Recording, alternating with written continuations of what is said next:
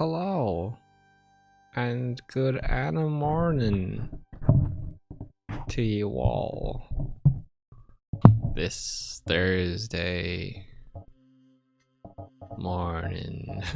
It is slowly levering her microphone into place.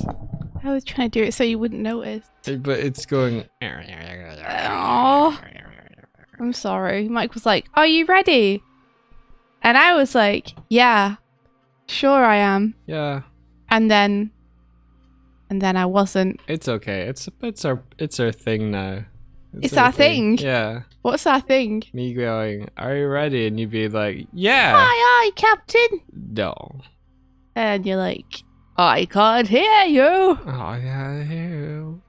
Aye, aye, Captain. Hello. Oh. Hello, everyone. How are you doing? Don't show my screen yet.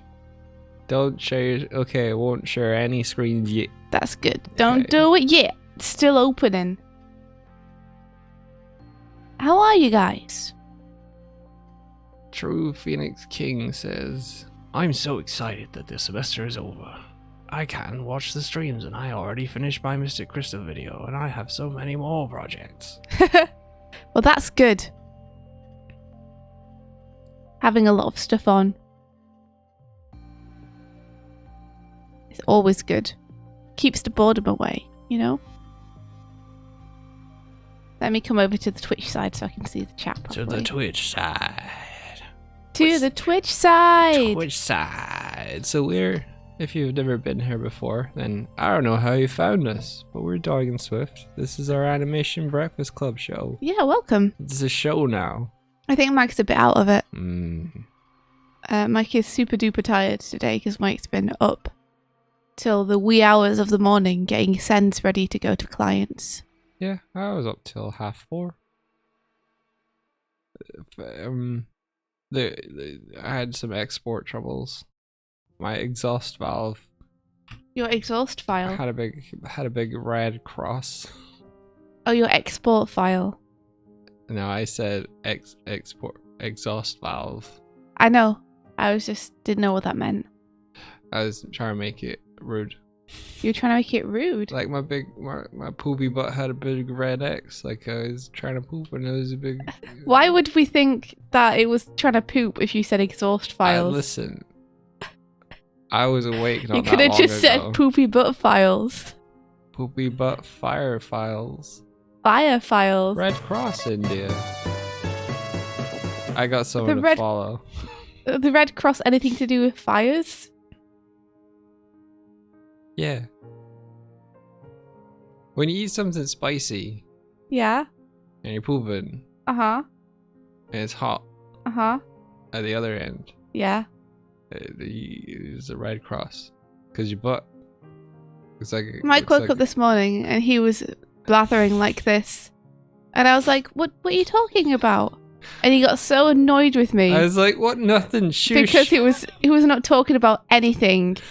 And somehow it was my fault that he didn't know what he was talking about. Because you were like, what do you mean? What's happening? I'm like, nothing. Shush. I wasn't trying. It's because you were like, no, we can't do the thing and you don't do the thing. And I was like, what thing? And you were like, shut up. No, what did I don't think I heard the first thing I said. And you were like, what do you mean? What's going on? How? And I'm like, no, nothing. Shh. I'm trying to sleep. Yeah. And then eventually she was like, no, all right, what, we have to get up now. I'm like, no. Eventually? You mean like 10 seconds later? I was out of it. I woke you up at like 10 to 8. I was out of it. I know, that's what I'm saying. I'm still there. It is firmly behind me. How are you feeling? I'm okay. Yeah? I'm just leaning into this state. That's okay. State of mind. I'm just checking that you're feeling okay. Tiredness is a state of mind. How do you feel about what we sent off and everything? Are you happy with it? Oh. Oh? Well, I hoped I could have got more, but I got things. Right. I'll do What more do you think today. about them? Are you happy with them? No. No. But I never am. I never am. How come? I think it looks a bit better. Than I did things. This is nebulous for anyone that doesn't know what I'm talking about, though. Hello. Oh. I know, but I'm just checking. Patrick Aw. says they look amazing. Buffy says, "Oh, whoa, whoa, whoa, whoa." You okay, Buffy? That's the noise she makes when she's feeling really sick. Yeah, she gon' throw up. Oh, here she goes. Oh, she's Poor turning. Buffy. Oh.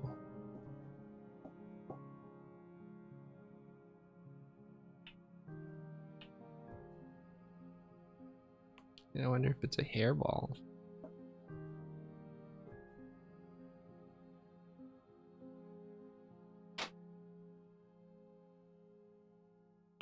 It is indeed a hairball. Yeah. I'm proud to announce that we have a new member of the family. Did you all hear her be like, "Oh, a new member of the family"? I'm gonna call them Gerald. Gerald the hairball. Yeah. Okay, should I share your screen? Oh yeah, go for it. You Cool. can share it now. Okay. There is nothing spoilerific on the screen now. The stream begins now. Pretend none of the earlier stuff happened. Whee. Here we are. There's Midge.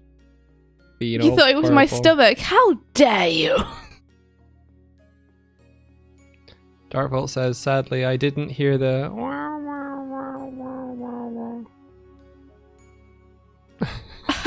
Pat, you're... Yeah, I mean, we would love to have you if you're up for a chat. Hmm. Are you sleep deprived, India? I'm okay. I went to bed at 2 a.m. or something. So I'm okay. Oh, okay. Like, I've had enough sleep to not be completely loopy. Okay. We'll put it to a vote. All those in favor of us talking to Patrick say, would you prefer? In Patrick's the chat. like, would you prefer?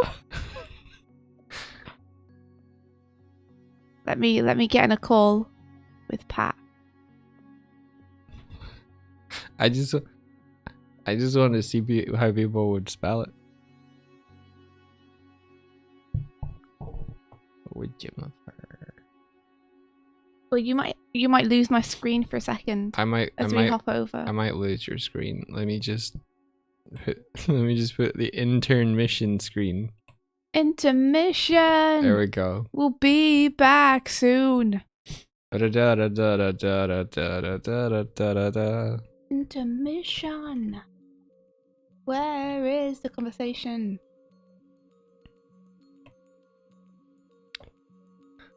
There it is.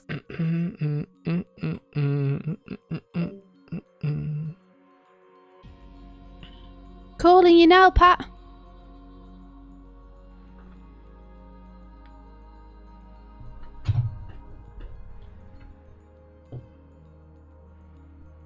Let me. Hello. Oh. I need to do things. I'm doing things. I'm faced. Answer the call, Doig. Join the call. Oh my god. Hey, Pat. Hello. Hello. Hello to the chat as well. Can you guys all hear us all okay? Ooh, I can hear you just fine. Let me turn my volume down. There we go. Oh no, for everybody geeky, also only got 2 or 3 hours of sleep last night. No. Everybody's sleep deprived. Kurzik says, I hear y'all fine. That's good. Pop out. Do this. Double click Swifty. Okay. Hi holding up there, Champy. Oh, I'm good. Yeah, that was the word I would describe that answer is convincing. Yes, Oh, screen's I'm not there. convinced. Mm. How you doing there? I'm good. Oh, I'm good. Good. Where's your screen, India? I'm sharing it. Sorry. It's not come up. One second, guys. 1 second. Michael was up late last night, being a hero.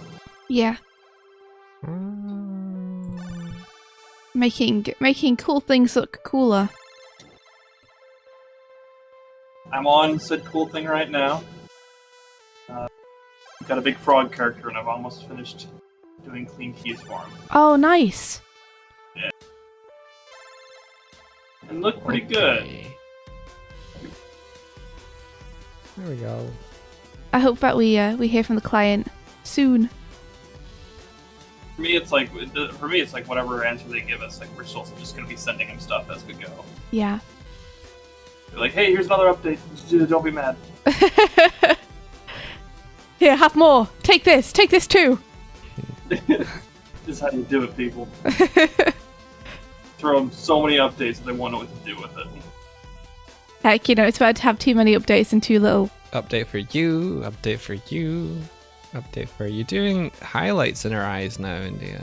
Yeah. Wow. I like it. I like that neon green that people use for effects. Yeah, it just means that you can see it super easily when you're animating it. Mm-hmm. We use it all the time in Powerhouse. Oh, that's cool. I'm glad that we're not the only ones. Oh no, yeah, it's actually I think it's industry standard, maybe. That's cool. I think I got it from looking at anime because I think they do a lot of their lighting in like yellow or Oh, green. That's right. Yeah. This isn't the right one. What was it called?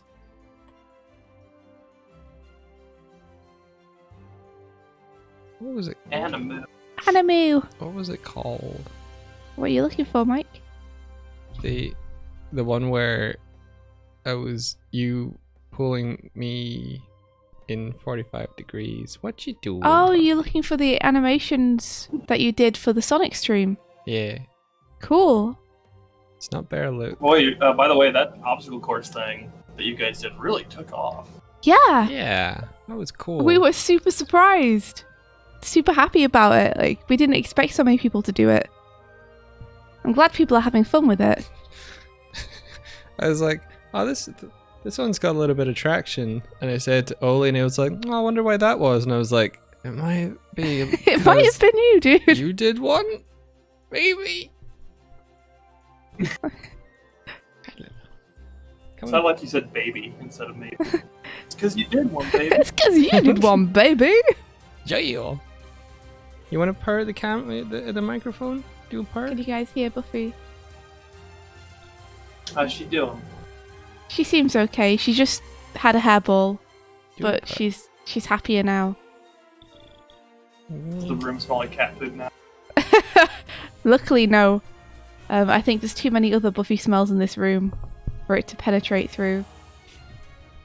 You know.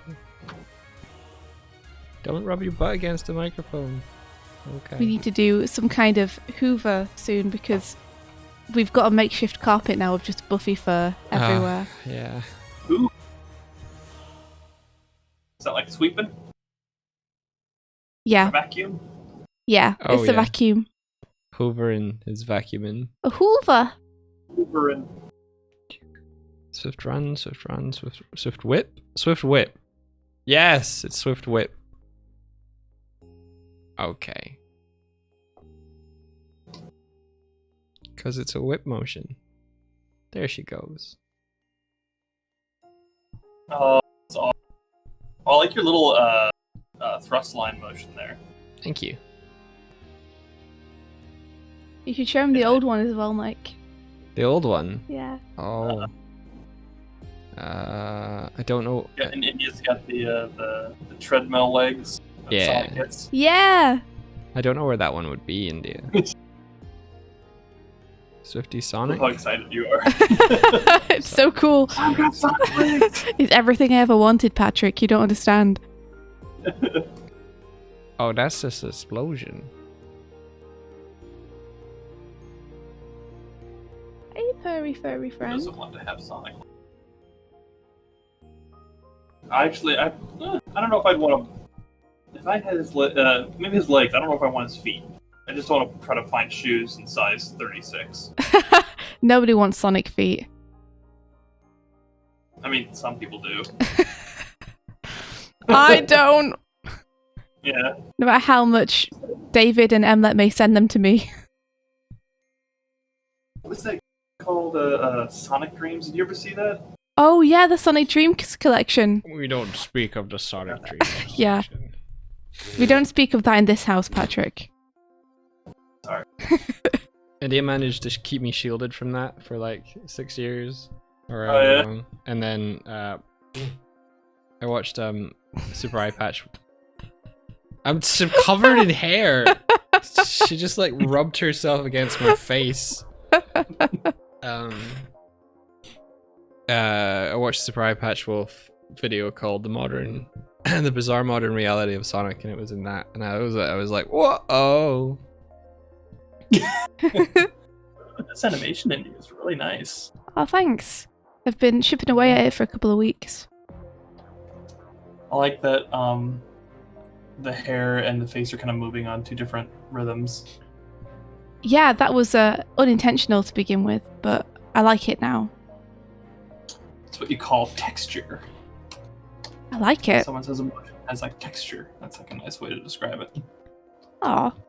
Yes, I like that. It makes it sound more deliberate.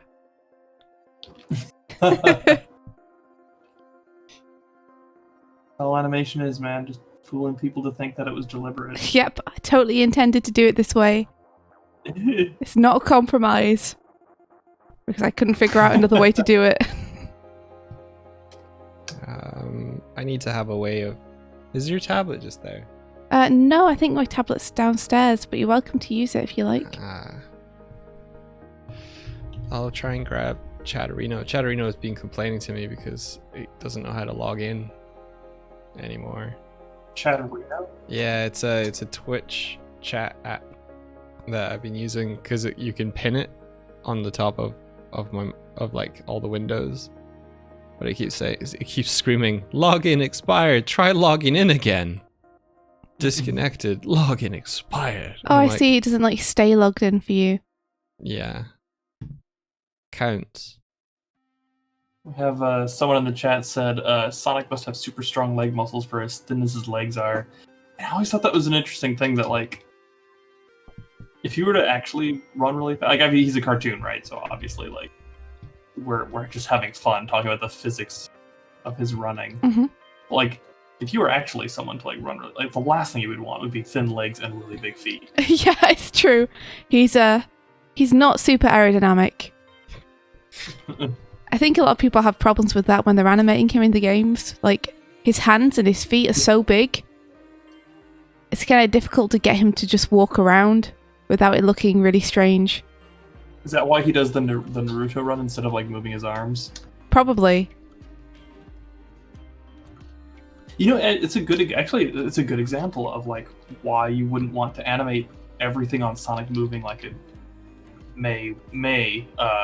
should have moved or should move, just because like you have to factor in the appeal of it and like what are you focusing on. And so keeping his legs moving that fast, you wouldn't want his arms to then also distract from that. Yeah. Like, it helps that his legs are moving so fast as well that you don't necessarily have very clear ups and downs, because a lot of the time when he's running, you're going to want the camera on his face or something so you can focus on what he's saying or doing. And if his head was bobbing around wildly as he's running super fast, it'd be really hard. So they tend to keep his head pretty still. And just having the feet kind of going on a treadmill really helps with that. There ain't no contact or weight positions you need to worry about. It tells me that I should log in, but I don't actually know how. There's no log out button. Hmm. Hmm. Must be a login button somewhere. Must be. I think that's what it's called, a Naruto run. Yeah, where you stick your hands out behind your back. Yeah, that's how I always understood it. Did Naruto introduce it, or is it just what popularized it? I think popularized. I don't know. It's like a ninja thing, right? Hmm. Right? Narutos are ninjas. I say. Narutos are ninjas. Yeah, plural ninjas. Yes. To That's- be What are you fair, drawing there? Some of them supersonic men's. one of Naruto's first techniques that he learns is how to duplicate himself. So Naruto does go plural quite often. So yeah, Narutos are ninjas. Yeah. It's a Yeah, true if If he was in statement. Australia, he'd be didgeridoodos. Didgeridoo-doos. That's just the highbrow content that I bring to the table. What would you do without you, Pat? Ponder that for a bit. Oh, fuck is a didgeridoo? Are you a didgeridoo or a didgeridon't? That must have been said at some point in Australia. Maybe only by idiot tourists like me.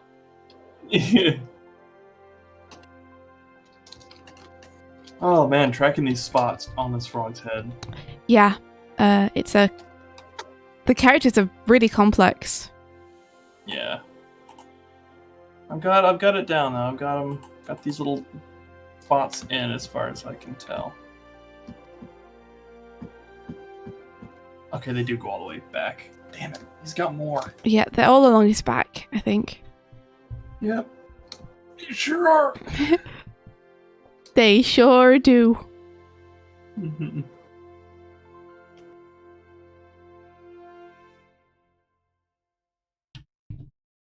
Alright. These are barely gonna be visible, so. Yeah, they really just gotta show up for a little bit. I think it worked. What did you... Yeah. Oh, you I logged in. into chat. Congratulations, Mike. You did it. That whole conversation. You did it. I don't see anyone chatting though, so. They will. With such great topics as There we Sonic's feet Mm-hmm. and didgeridoos. I don't know what they were expecting, though, coming to the Doig and Swift stream. They were expecting in-depth animation analysis, funny goofs. We're all too tired for in-depth animation analysis or any kind of wit. I can always do in-depth animation analysis. Pat, go! Do it in your sleep. I went upstairs to feed you. You just looked at me. You wandered off. He just wants attention. Just wants to get them good I don't know pets. what's going on. Oh, kitty cat? Yeah, she's walking around and just circling Mike and screaming at him every couple of minutes. Going, Yeah, squeaking. oh, a little squeaker. Tib says, I was expecting friends and I found them. Aww, I'll tell them I said hello. that's super sweet. All right, I'm gonna give your head its own layer, India. Thank you. You're welcome. I think it deserves its own layer. Yeah, I thought so too. New layer. So, speaking of animation analysis, Yeah. how goes the Animating challenge stuff? Do you guys only do that, like, review that, like, once a week? Yeah, so we set the new challenge and then review the old challenges on Mondays. Oh. However, we got so many the last 2 weeks that we had to kind of split it over 2 days and do Monday and Tuesday instead. Just because it took so long to get through all the different entries. So I don't know if we might have to rethink the format a little bit. Really? Yeah. I think you guys talked a little bit about that last time. Yeah, we did. We're still not completely sure what to do. I guess we'll see how many people submit stuff this week round and then go off the back of that. Yeah. Yeah. This week it's going to be more sort of collaborative, group based. Yeah, it's a bit looser this week. Okay. So it's less centered around the critique of it and more just everybody loosening up and having a bit of fun. That's always good. Yeah, after the technical challenge that was last week's.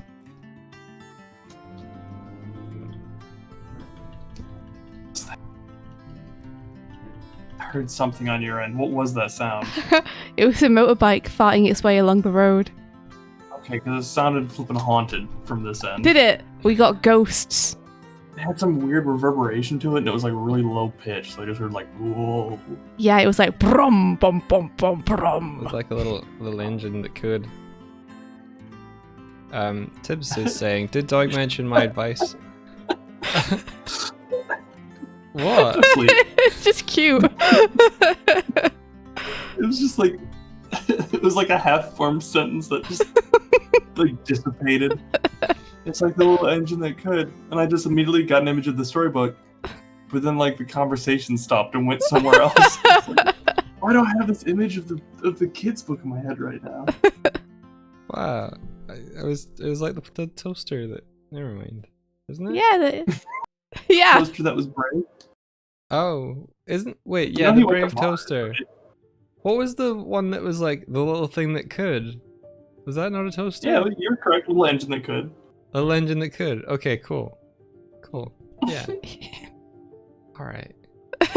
Yes, Yes. you are correct. All That right. was the right thing. All right. Tiz was saying, did Doig mention my advice on how to maybe structure the reviews? And if I remember this correctly, and this is a big if, I think Tib suggested that we try and find like one main good thing to say about their animation, and then one main thing that they could work on, so that it was like distilled into like a good thing that they could take away and a thing that they could work on, rather than trying to analyze the whole thing, so that it was useful for each person but wasn't overwhelming. I guess we could do that. Yeah, Yeah. like gives you ample time to kind of properly give everybody their time, right? Yeah. It's like that's the hard part. It is. Sometimes I want to like rant about them so much. Sometimes I can't think of anything that I would do to change or improve it because they're like beyond my skill level. So I still have dreams about that donut. yeah. That was so good. I don't know how I feel about the donut. Like, part of me is like, He's my now I he's my really, new god. now I want donuts, and part of me is like, I never want to meet that in real life. Oh, I saw that they I want a tweeted. donut that can bite back. Yeah. I saw they tweeted and they were like, I might have to bring the donut back for this dance thing. The return.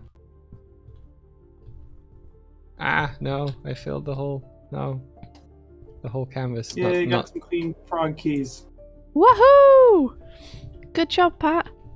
Yeah. You got it down, Pat. Eh, but So you've that never means heard that Pat, like- before. What'd you say? That you've got it down, Pat. I've got it down, Pat. Yeah, it's a phrase. Oh, It means not like here it ain't. it means you nailed it, basically. Oh, okay. Got it down, Pat. Yeah. I've heard you've got it on lockdown. I've heard that. I've heard down pat. Let me prove myself.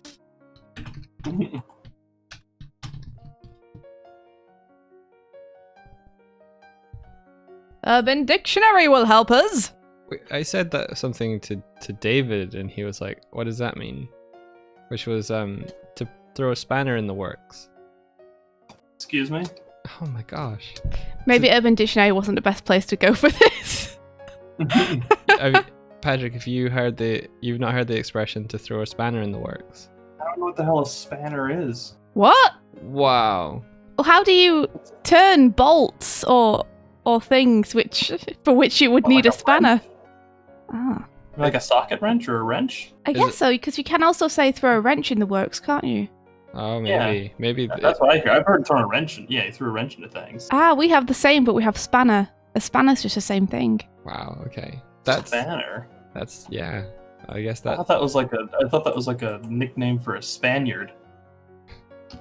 There you go. I've got it on the stream now. Oh my god, it is. It's just a wrench. Yep. What does it got it down pat means? It means thoroughly practiced, rehearsed, or understood. Mastered. Aw. Well, hey, look, my name's attached to something nice. Yeah. Your name was already attached to something nice, Patrick.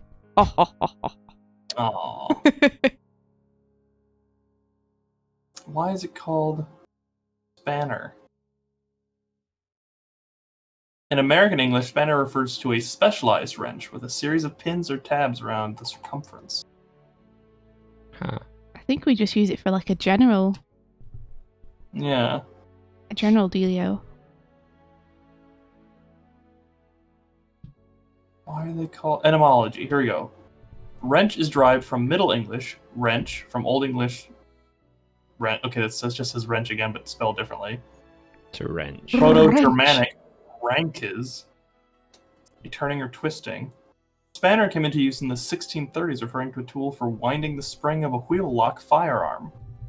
From German spanner, to join, fasten, extend, and connect. Huh. So wrench is actually the older term, and spanner, not that spanner's not like a modern term. What you saying about our spanner? Our spanner's legitimate. What? Do you guys do you guys ever say like to wrench something away? Yeah. Something like Yes, that? Like as a verb? Okay. Interesting. we sure do. We would probably say that you would wrench with the spanner, to be honest. It's probably English slang for stuff, because you know that we have a bunch of slang that's very strange. There's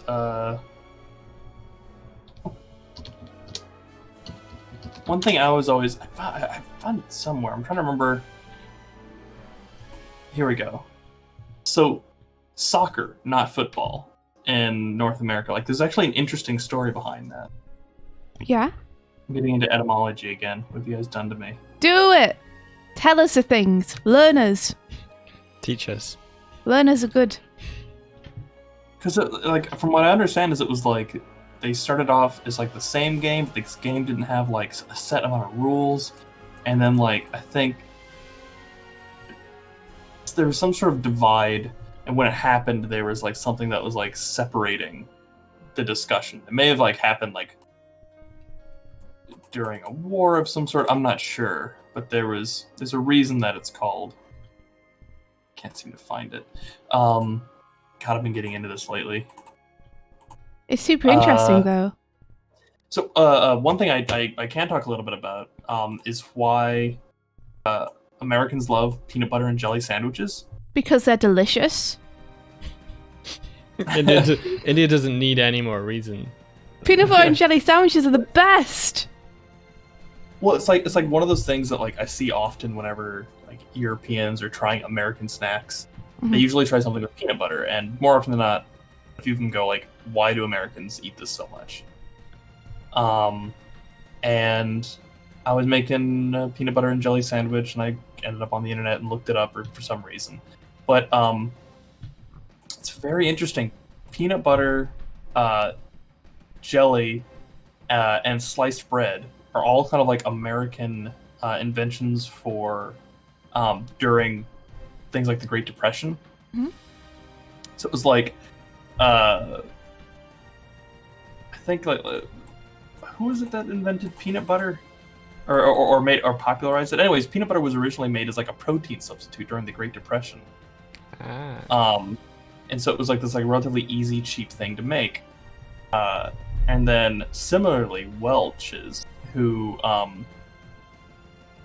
think was like originally like a wine company or something. I don't remember this verbatim, obviously. But they had all this like leftover stuff, and they decided to make it into a marmalade, and they called it it was like grape aid or something like that. And that was then popularized because of how cheap it was. And it was a good way for them to get rid of all this extra product.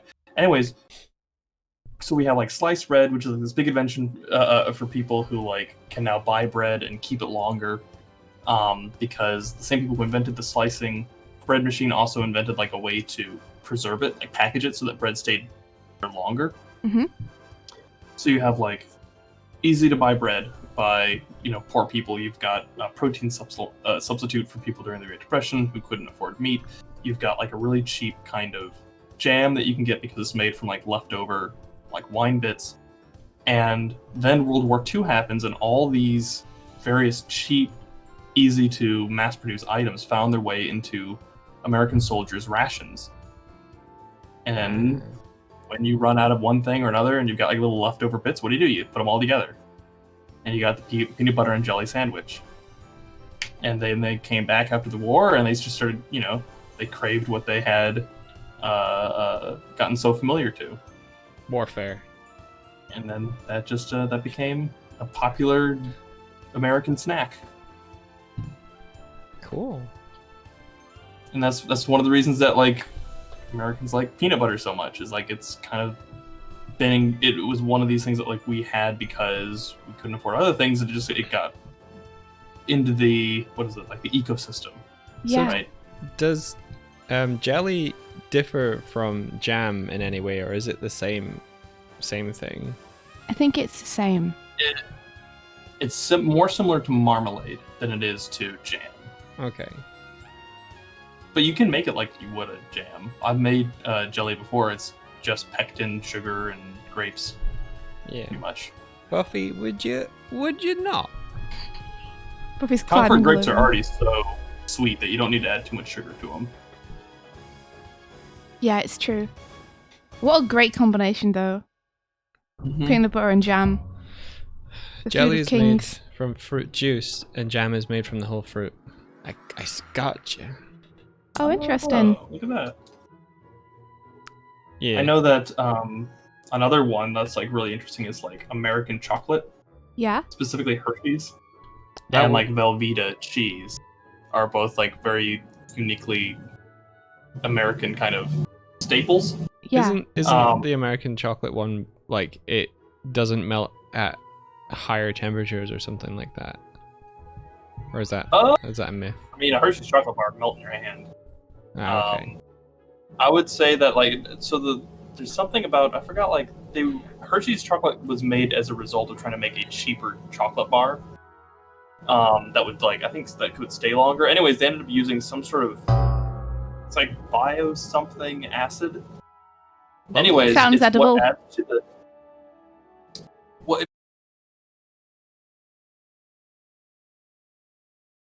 Oh.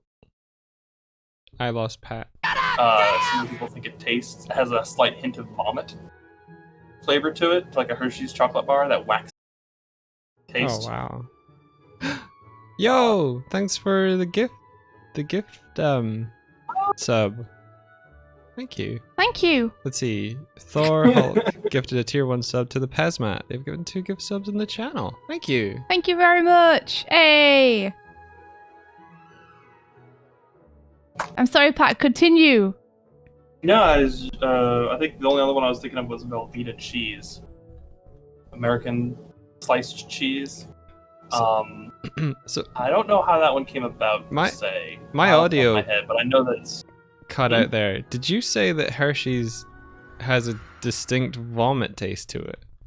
it's a slight note Yeah. similar to vomit. Yes, Lovely. Okay, carry kind on. of a tangy flavor. That is. And Tibbs is saying Hershey's chocolate is nasty, and I kind of agree. Yeah. I used to love Hershey's chocolate, but then I had like real chocolate, and I can't go back. Yeah. It's just like, it tastes more like candy to me than it does chocolate. Like, it's very sugary. Oh yes. Dude, there was a what was it? It was oh, we were in the grocery store a while back, and I ended up. So during the COVID thing, everyone's picking everything off the shelves. And here in Texas, you gotta like wait in this line where like everybody's 6 feet apart, so the line just goes around the block, and you have to like wipe everything down before you. And they only want so many people inside the grocery store at a time. Mm-hmm. Yeah. You get your stuff, you get out. Anyways, so during this, the only jam or jelly I found was this like super cheap kind Yeah. that was made not with sugar but with high fructose corn syrup, Oh. and same amount of grams of carbohydrates or what have you in there. I checked because I had an old jam jar at home that was empty. Mm-hmm. But I looked at the two things. That was the only difference, and I could not eat that thing. No. It was almost acidic. It felt like I was eating spreadable fruit roll-up. Ugh. Yeah. You know, Nice. it was rough. Just couple it with the peanut butter and that will mask for taste. Not.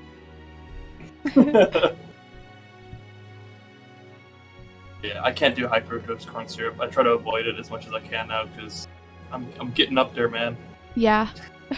I don't have that iron stomach I did when I was in my teenage years.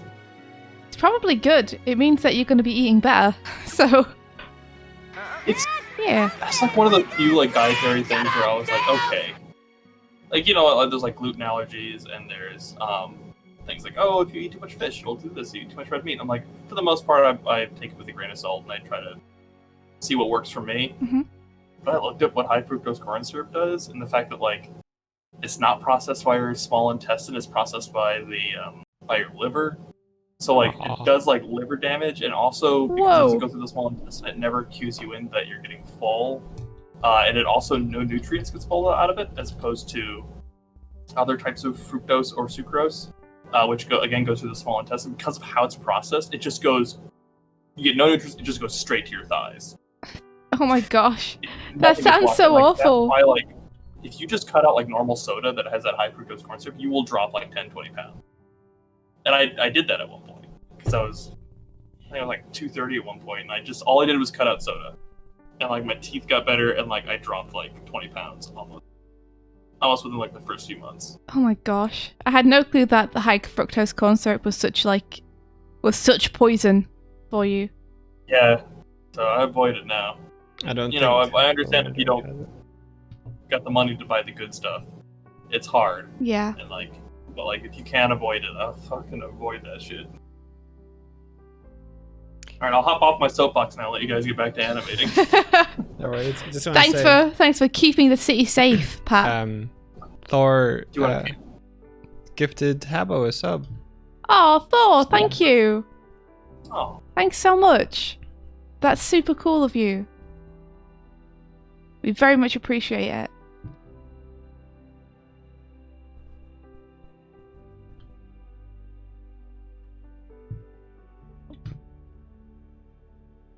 I've got one pesky line here I'm trying to get rid of. Habbo's There you now got a bacon sandwich. Oh. Pezmat said, fun fact, Mexican Coca-Cola is made with corn syrup except for the stuff they export to America, which is made with cane sugar. Interesting. Ah. I wonder why that is. I wonder if it's something to do I with... know it's that's like a thing that it's like marketed with. It's like if you get Mexican Coke here in the States, it's like it has sugar, it doesn't have corn syrup. Yeah. Interesting. Huh. Well, Yeah. I know in terms of things like It does taste better. Sorry, I was responding to Pez. No, yeah. I don't really drink much soda, so which is good in this case. Sody pap. Yeah, I've never been able to tell the difference between sodas, really. Really? Yeah, like a lot of people are like, oh, diet tastes so much worse, but I can't really tell the difference too much. It's the aftertaste for me for soda. diet stuff. Sorry, Mike, what was that? It's the aftertaste with diet stuff that I don't like. Oh, the aftertaste? Yeah. Like there's like I don't think I even taste diet soda anymore. It just goes down my throat. Down the And I hatch. survived for another few hours.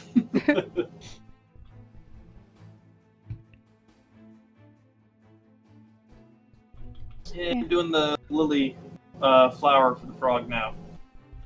Yay. Those flowers, I almost forgot them yesterday. And then I was like, oh, wait. Yeah, I realized I forgot it on the line. Gotta go add those I flowers. really just kind of do them as almost like a symbol and just scoot them around. Yeah, that's what I did too. Because they're really complicated designs. Yeah, I get that shit.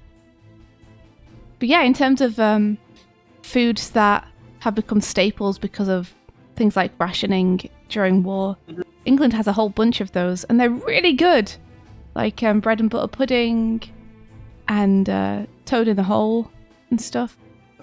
Can I tell you something that I absolutely miss that England does well, and I can't find it well here in the States? Tell me, for I shall send you the thing. Beans and toast, man.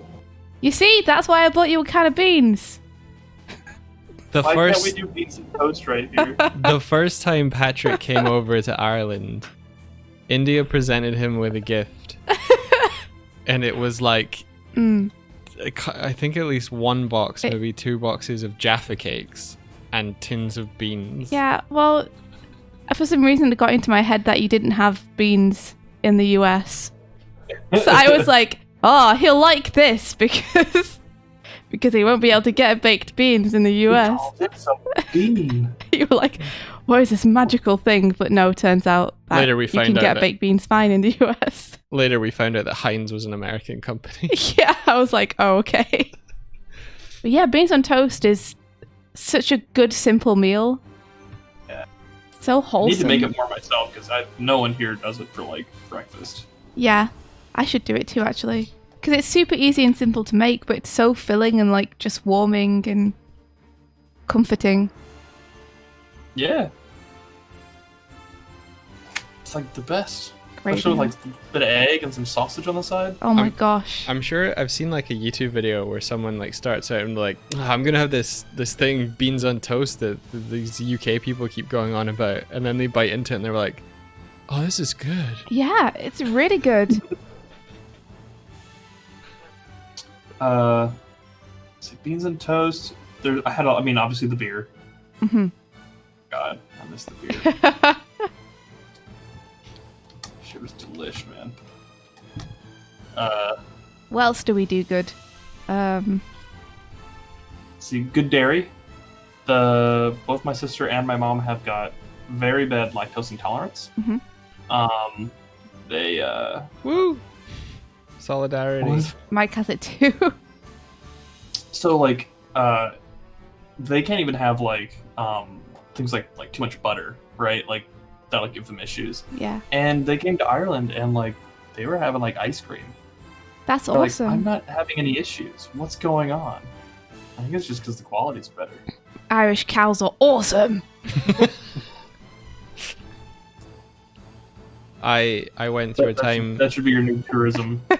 where I got like the powdered stuff that you put in milk to make your own milkshakes. It's called Nesquik.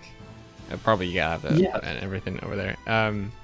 I pretty much drank that for a solid week, and then at the end of the week, my nethers were like, "You're going to have to stop." We're going to have some problems. And then since then, like if I overdo it on cheese or anything, then it's like my body reminds me of like, yeah, you don't have a tolerance for this anymore. So yeah, that's my story. That always makes me sad. Did you guys have fish and chips while you were over? I did. I had fish and chips and dingle at the place that everyone's had the best fish and chips. That's I liked it. Yeah. So good. I like fish and chips. They're not something that, like I go crazy for. I'm not like, oh, can't wait to get fish and chips, but it's like a nice like comfort meal. Yeah.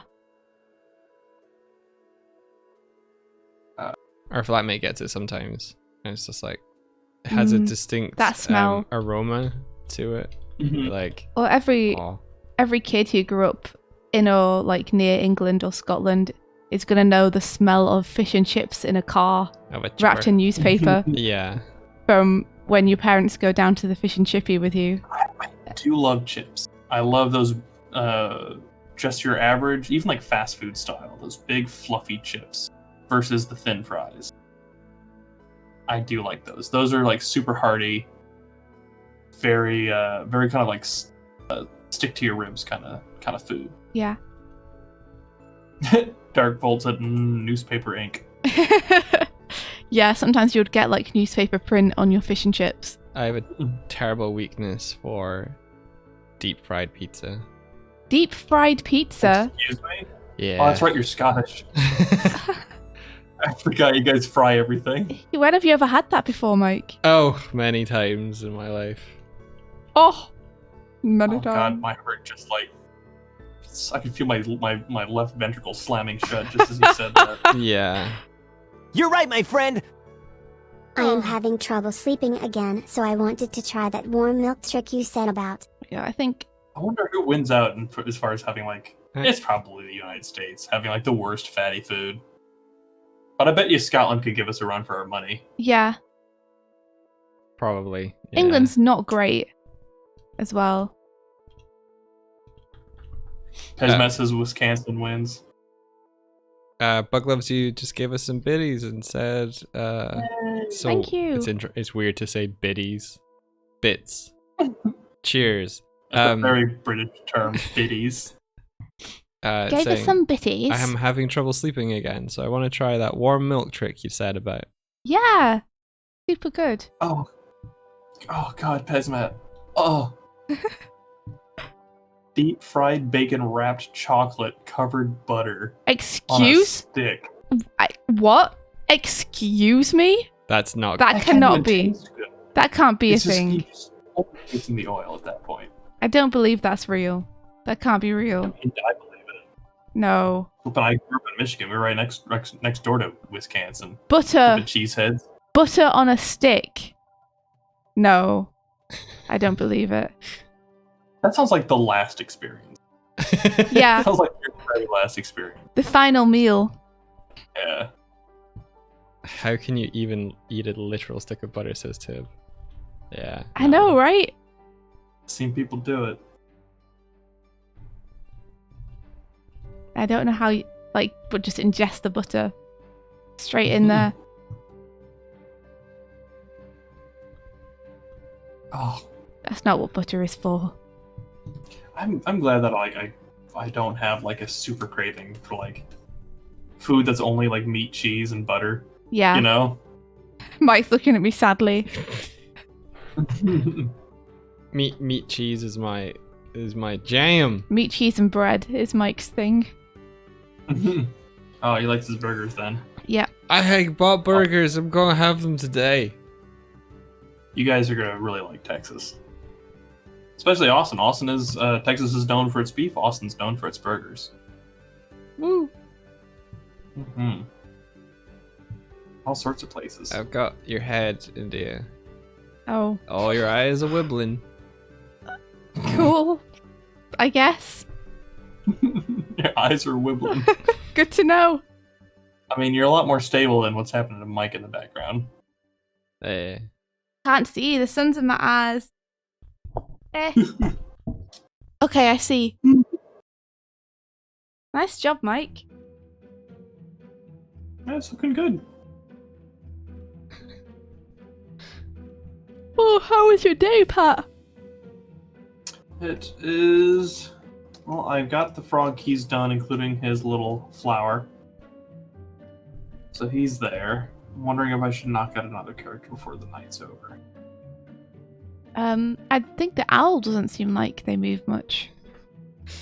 Yeah, he's got a very, very subtle movement with the hand, and I kind of roughed it in already.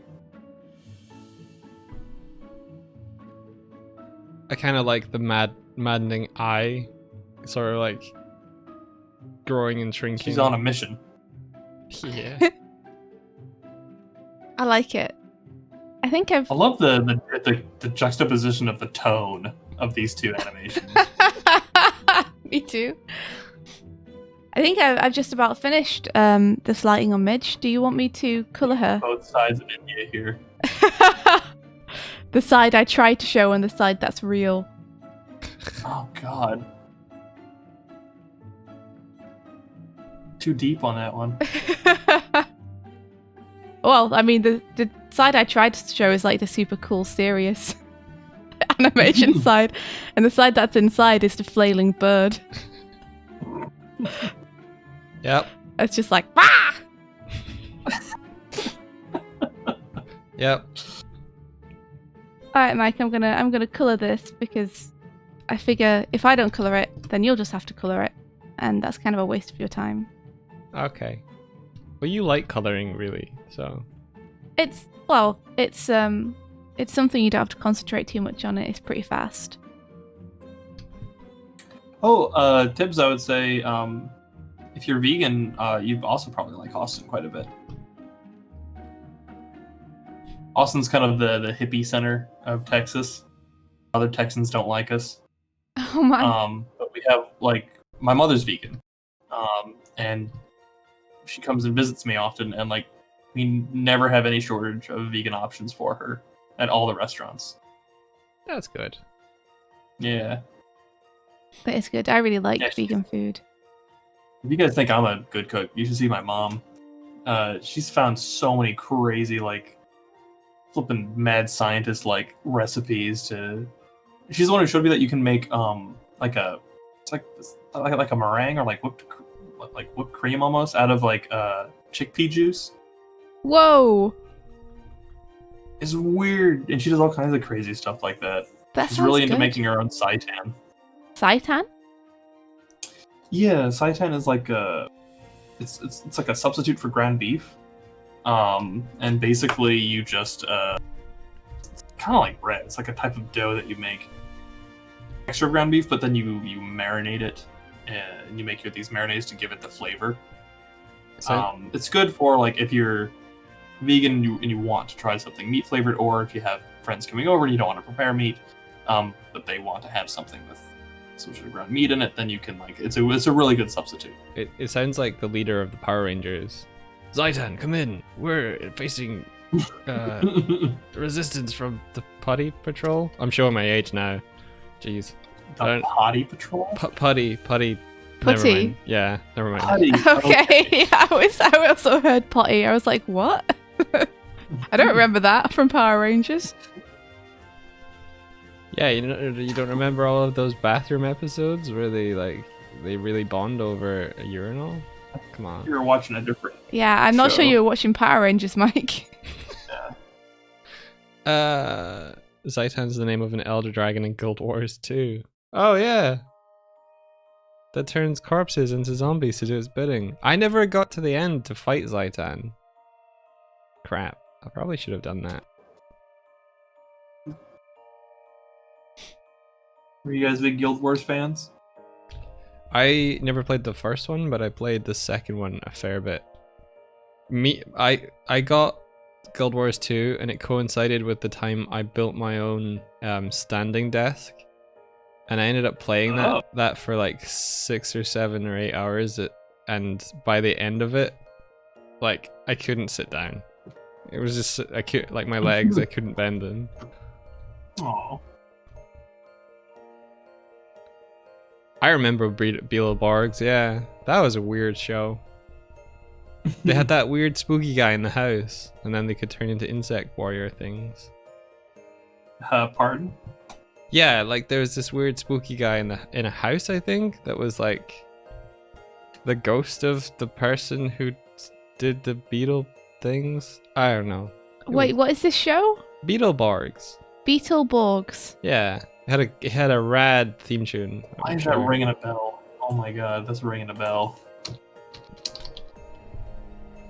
I'm the These bad only person who Beetleborgs. remembers it other than you. Yeah, Oh Beetleborgs. my god. I remember these. Now I have to look it up too. What? Everybody look up Big Bad Beetleborgs. Beetleborg, one word.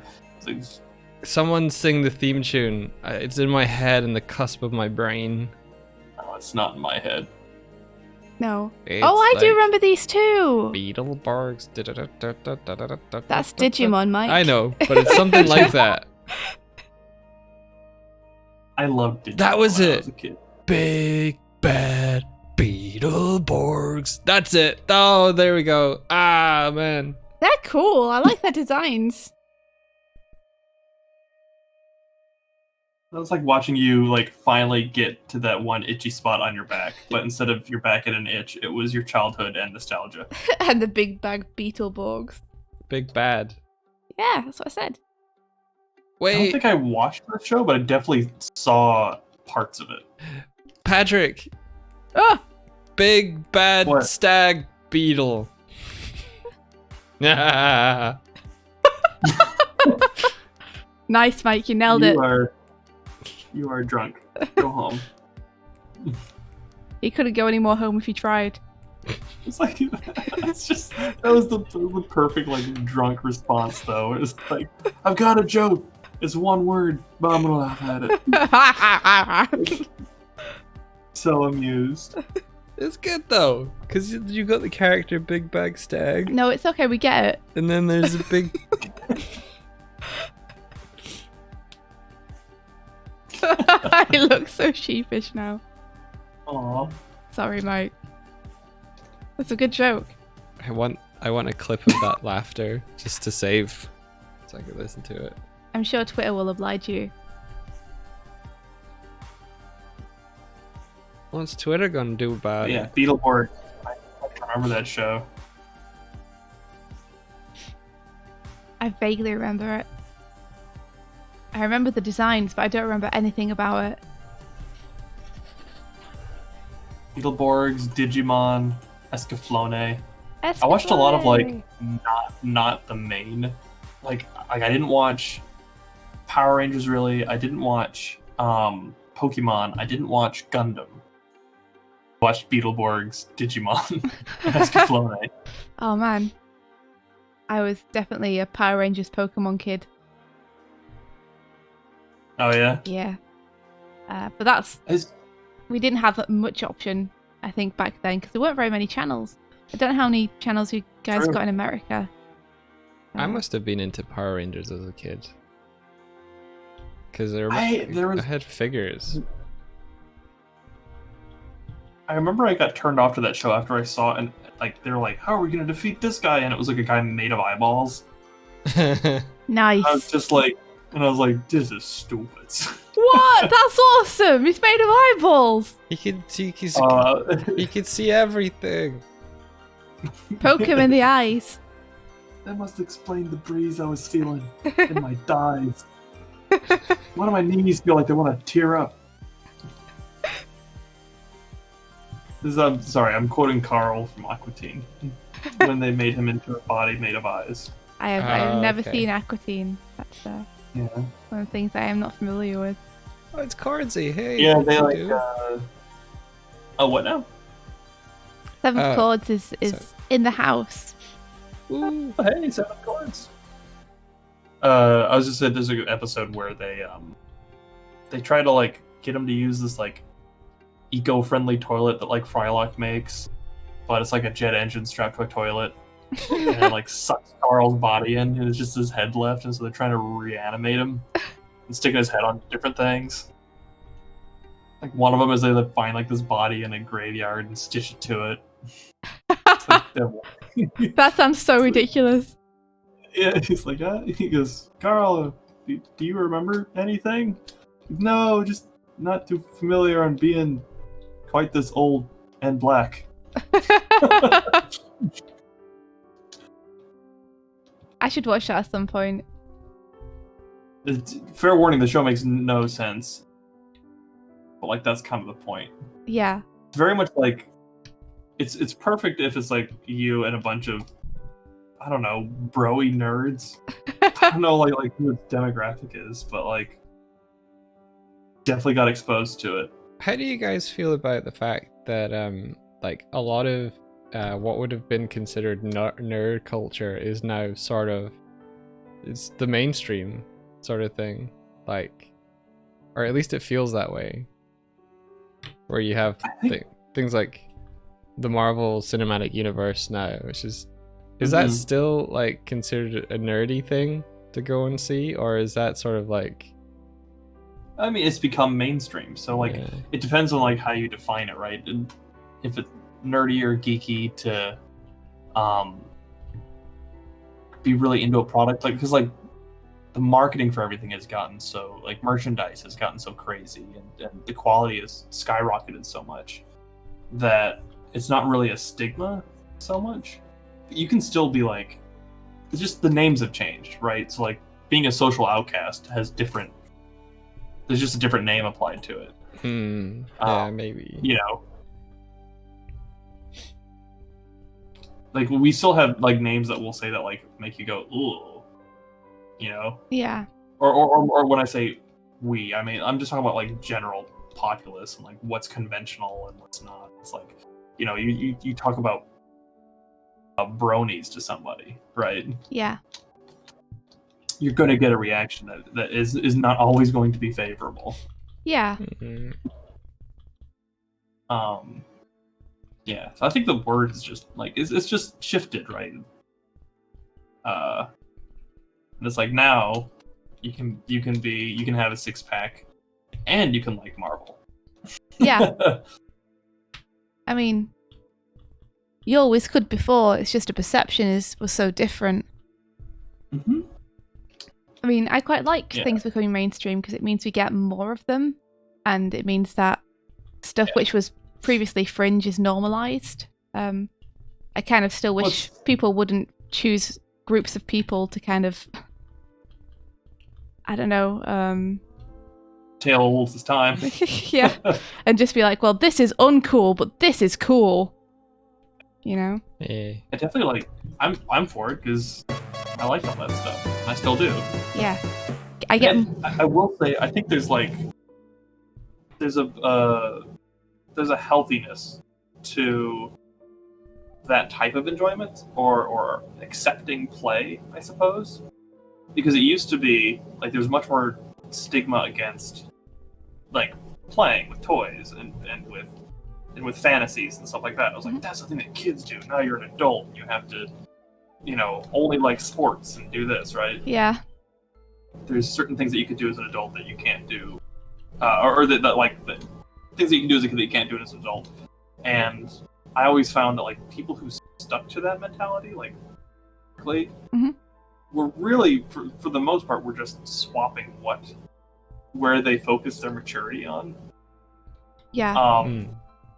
There's lots of people who like collect toys and like play video games and like board games or whatever, and experience play, who are responsible adults and do their taxes and, you know,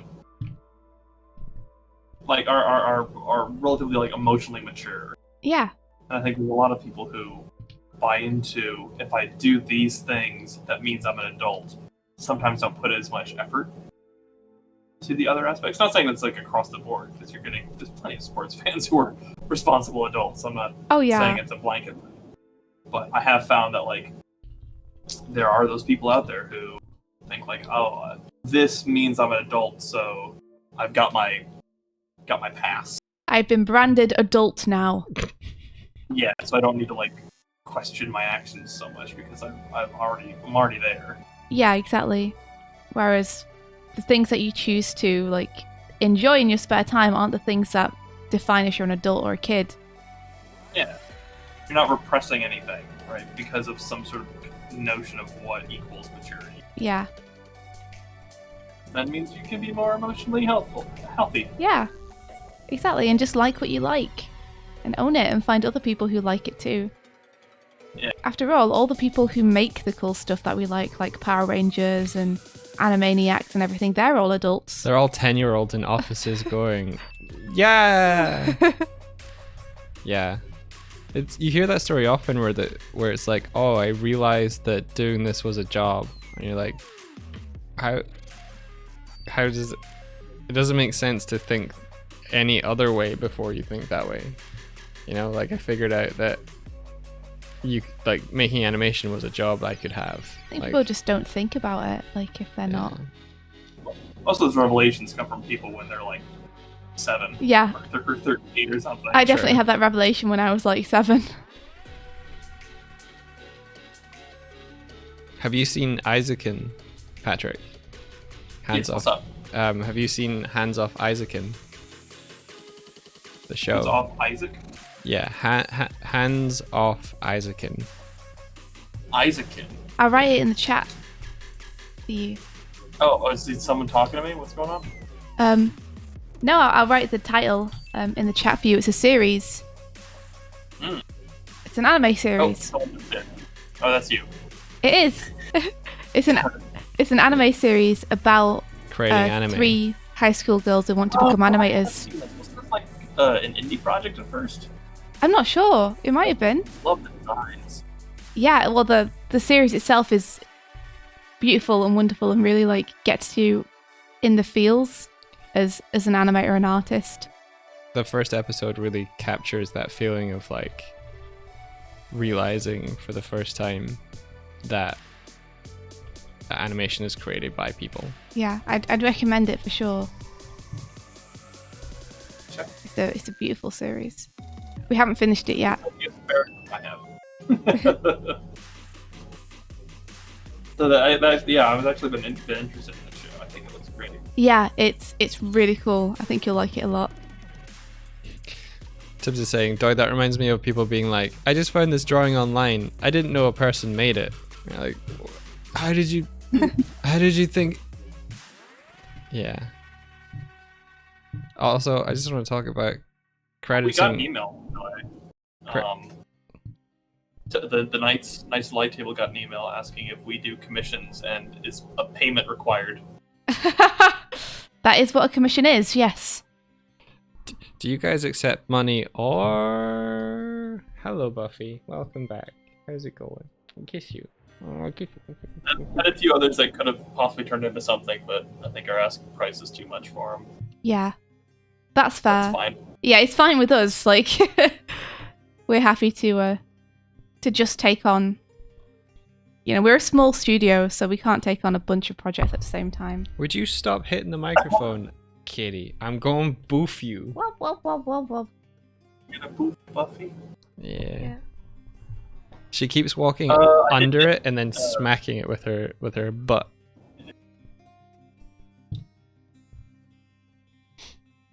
I remember seeing a point where someone was like, or maybe it was you guys telling me about the person who was like, okay, you give me the money and then you drew the drawing.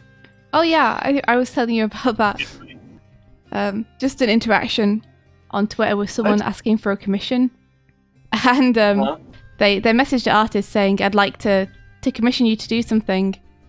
And the artist was like, okay, yeah, sure, it'll be this much. And the person was like, okay, awesome. That sounds good. So I need it for today. So later on today, like send me the art and then put the money into my account. And the artist was like, wait, what? That's not the way this works, buddy. You send me the money. And the person was like, oh, I want that job. Oh, well. I'll just do the job where people draw things for me and and then pay, yeah. Yeah, wait, isn't that just being an art teacher? I guess. I guess so. No tuition required. Yeah.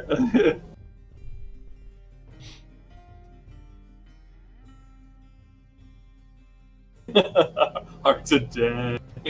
Yeah.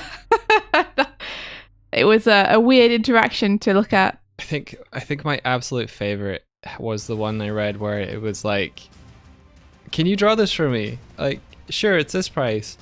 Oh, but it's my birthday. So can I get a birthday gift and get 50% off? And then the artist was like, oh yeah, all right.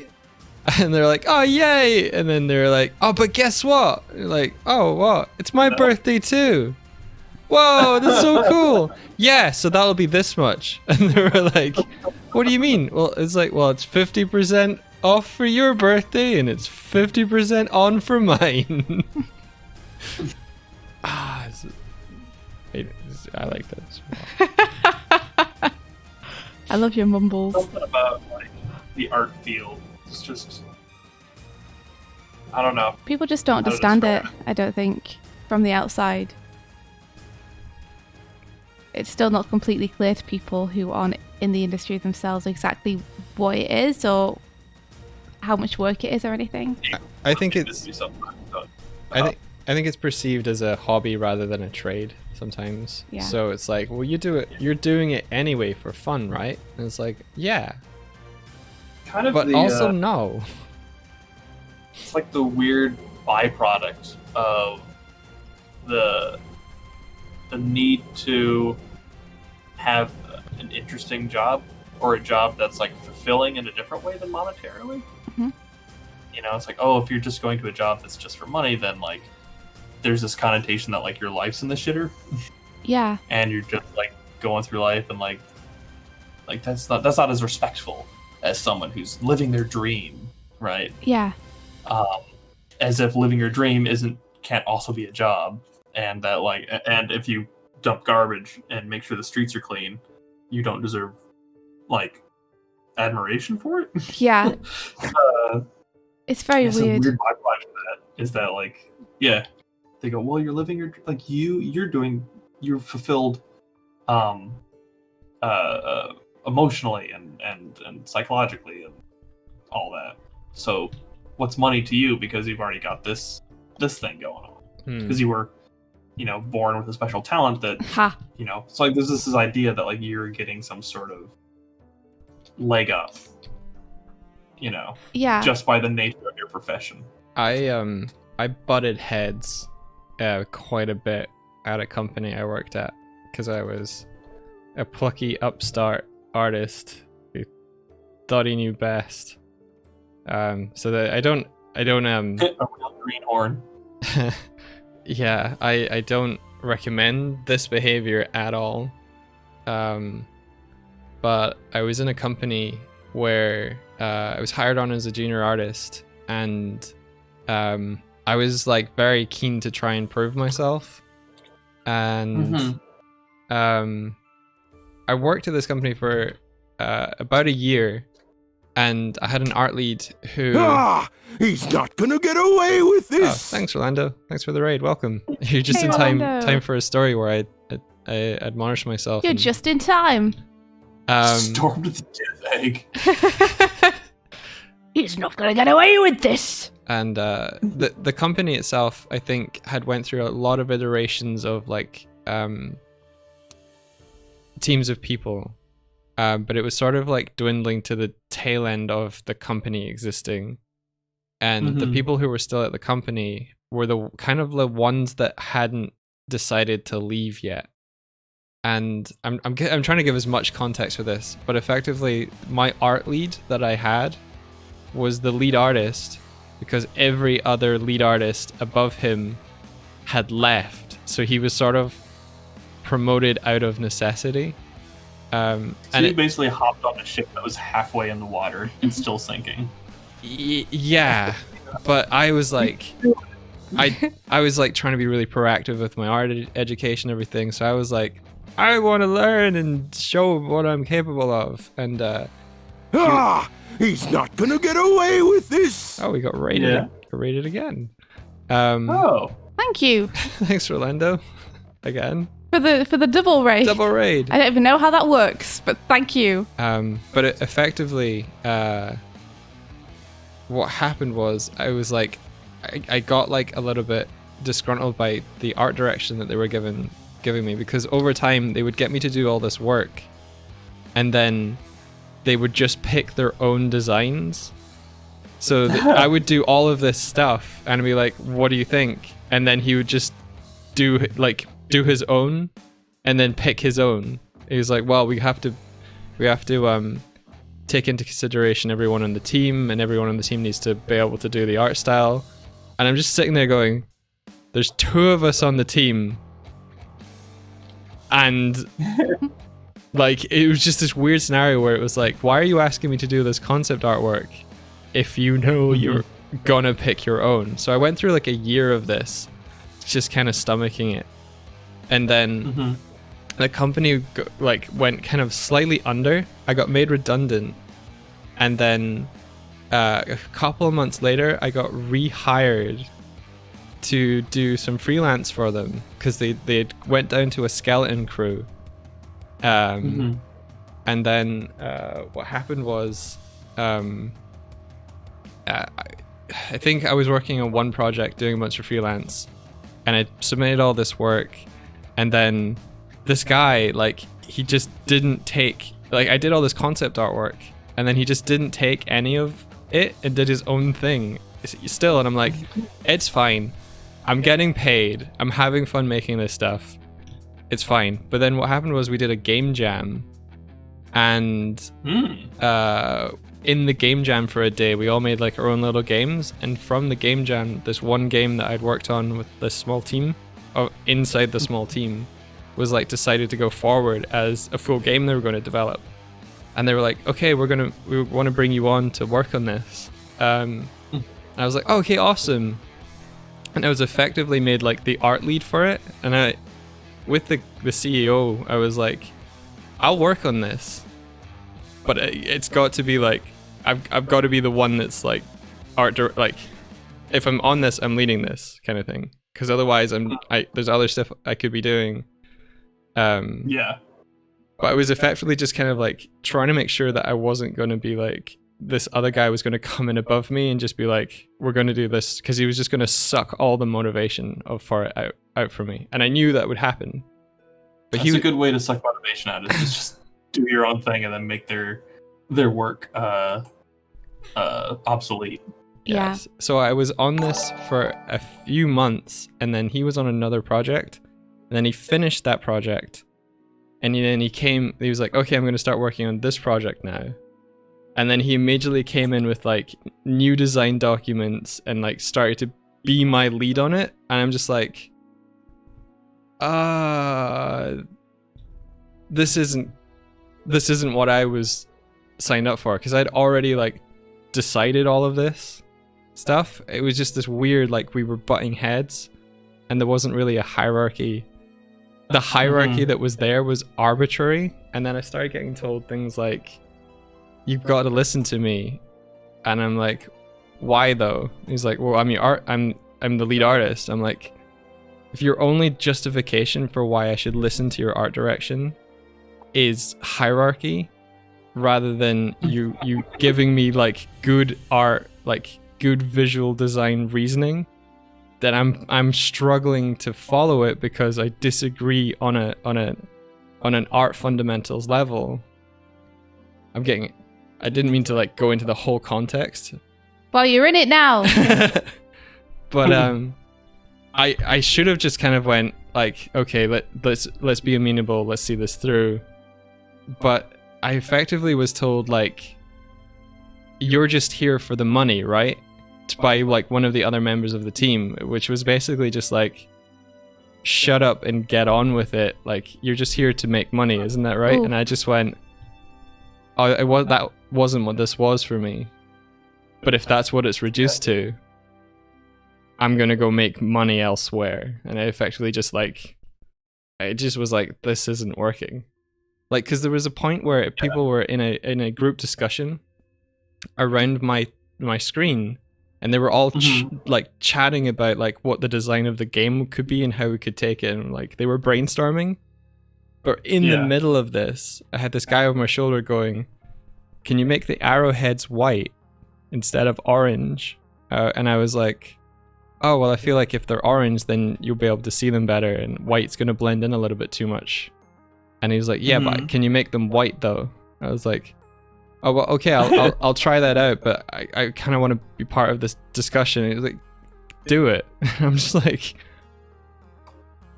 okay. He doesn't sound like a fun person to work with at all. Then I just like sat around and like started coloring in the middle of like people talking about like high level stuff for the game, like just coloring arrows, recoloring them. It was so like, I think we just were like butting heads the whole time, and he was still trying to like maintain some level of authority or control over me. I'll tell you this, I definitely trust your color sensibilities. Yeah. Well, there's the thing. He was like butting heads with me on color, so it was like the final straw. Anyone here in the chat will testify to your color sensibilities on Starlight Brigade, on Starbomb, on Night Runner Magnum Bullets. Testify. Oh, well, thank you. Yeah, I realized looking back that like we butting heads on like color for it. It was like 10 times worse for me, feedback wise. Because he was like, "Can you change the color palette for the entire character roster that we have?" And I was like, "Okay." Oh man, I was so mad behind the scenes though. Well, you quit, so... Yeah. I think it was a mutual kind of like, I quit and they stopped asking me for work. Was I there at the time? Yeah. Oh, I know what that was then. That was Dungeon Run. Yes. Were you trying to keep that a secret? Well, that makes it very particular. If the person that I was butting heads with ever heard this, they would probably be like, yeah, what if that was a fucking... Yeah. He's ours now! You can't have him! That was just so... That was a hard time. And I just want to say, I apologize for being such an upstart asshole at the time. I was young. Oh. And I could have handled it better. But it like, hierarchies in companies are important, but they need to be built on a solid foundation of like mutual understanding and respect. I think when they're like just arbitrarily adhered to, companies don't function well, because you have people in places of authority who don't know what they're talking about, and then people having to follow that. Well, not necessarily don't know what they're talking about, but that they're yeah. Sorry, now I'm trying to be like, it was lame, but yeah. Well, I'm glad that you quit, because it meant that you could work with us on making these cool animations. Yeah. So we do best, man. This was the year that I met India. Was that time? So it was way back when. That must have been a good year. It was an awesome year. It was, yeah. The best. I think that was the point where I was visiting you as well, so I basically had to be like, I'm going to work remotely, or can I work remotely? And they're like, we'd really prefer that you worked in-house. I'm like, well, I'd love to, but I'm not in the city. So if you... Yeah, I was not the best employee at all in the grand scheme of it. But It's good that you could see, like, looking back though. Yeah. No, I wouldn't do the same now. It means you've grown as a person, so. Yeah. He's taller now too. I think I might be shorter. I don't know. I'm definitely wider. One of the main things that I got though when I was staying with you and seeing the situation from the outside was just that you'd been dealing with it for a while before I even met you. So. Yeah, it was like working through clenched teeth for a year, pretty much. Little under a year. And then having the balls to go, like, the CEO was practically like, he was the heir to a large amount of money from his father, so he's making a game company off the back of his dad's business sense. Mm-hmm. That's a good, strong foundation right there. No, not really. So I kind of like, I had the balls to like take him aside, because I was just like, look, if you want me to work on this project, I'm willing to do it. It'd be really great, but I don't want to work with that person.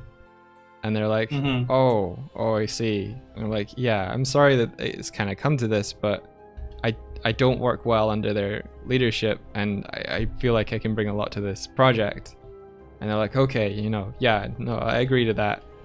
And then at the point where the guy who was like, okay, I'm going to come on to this now, and I'm just like, oh, but that's not what... And he's just like, yeah, here's your design documents now, and here's a whole bunch of stuff. And I'm just like, oh, but I couldn't really say to him face up like, oh, I agreed with the CEO that you wouldn't be on this project, because there was no other project for this guy to go on to. It was a mess. Well, I mean, of a company. That's why studio management is super hard though, isn't it? Because you have to juggle so many different people. Yeah. And react to all these scenarios that crop up spontaneously out of nowhere. you know? So if you do have a bunch of people who don't have anywhere to go and there's one project on, it just makes sense to put them on that project so that they're not idle and you can keep paying them and everything. Yeah. So I'm sure they had best intentions when they promised that to you, but... Yeah. Always unfair to I'm ask. very happy that Powerhouse was founded by animators. Yes! Can you tell us a little bit about how Powerhouse first started? Because I only recently learned that it was basically a passion project of, what was it, 3 animators that started it? It was Brad Graver, it was Bruce Tinnen, and it was Frank Gabriel. Those are the founders. I think Bruce and Frank both were coming off of Fox Animation, which was in Texas. I think so. That may have not been their last job before Powerhouse. I think they worked at Heart of Texas maybe after that. Anyways,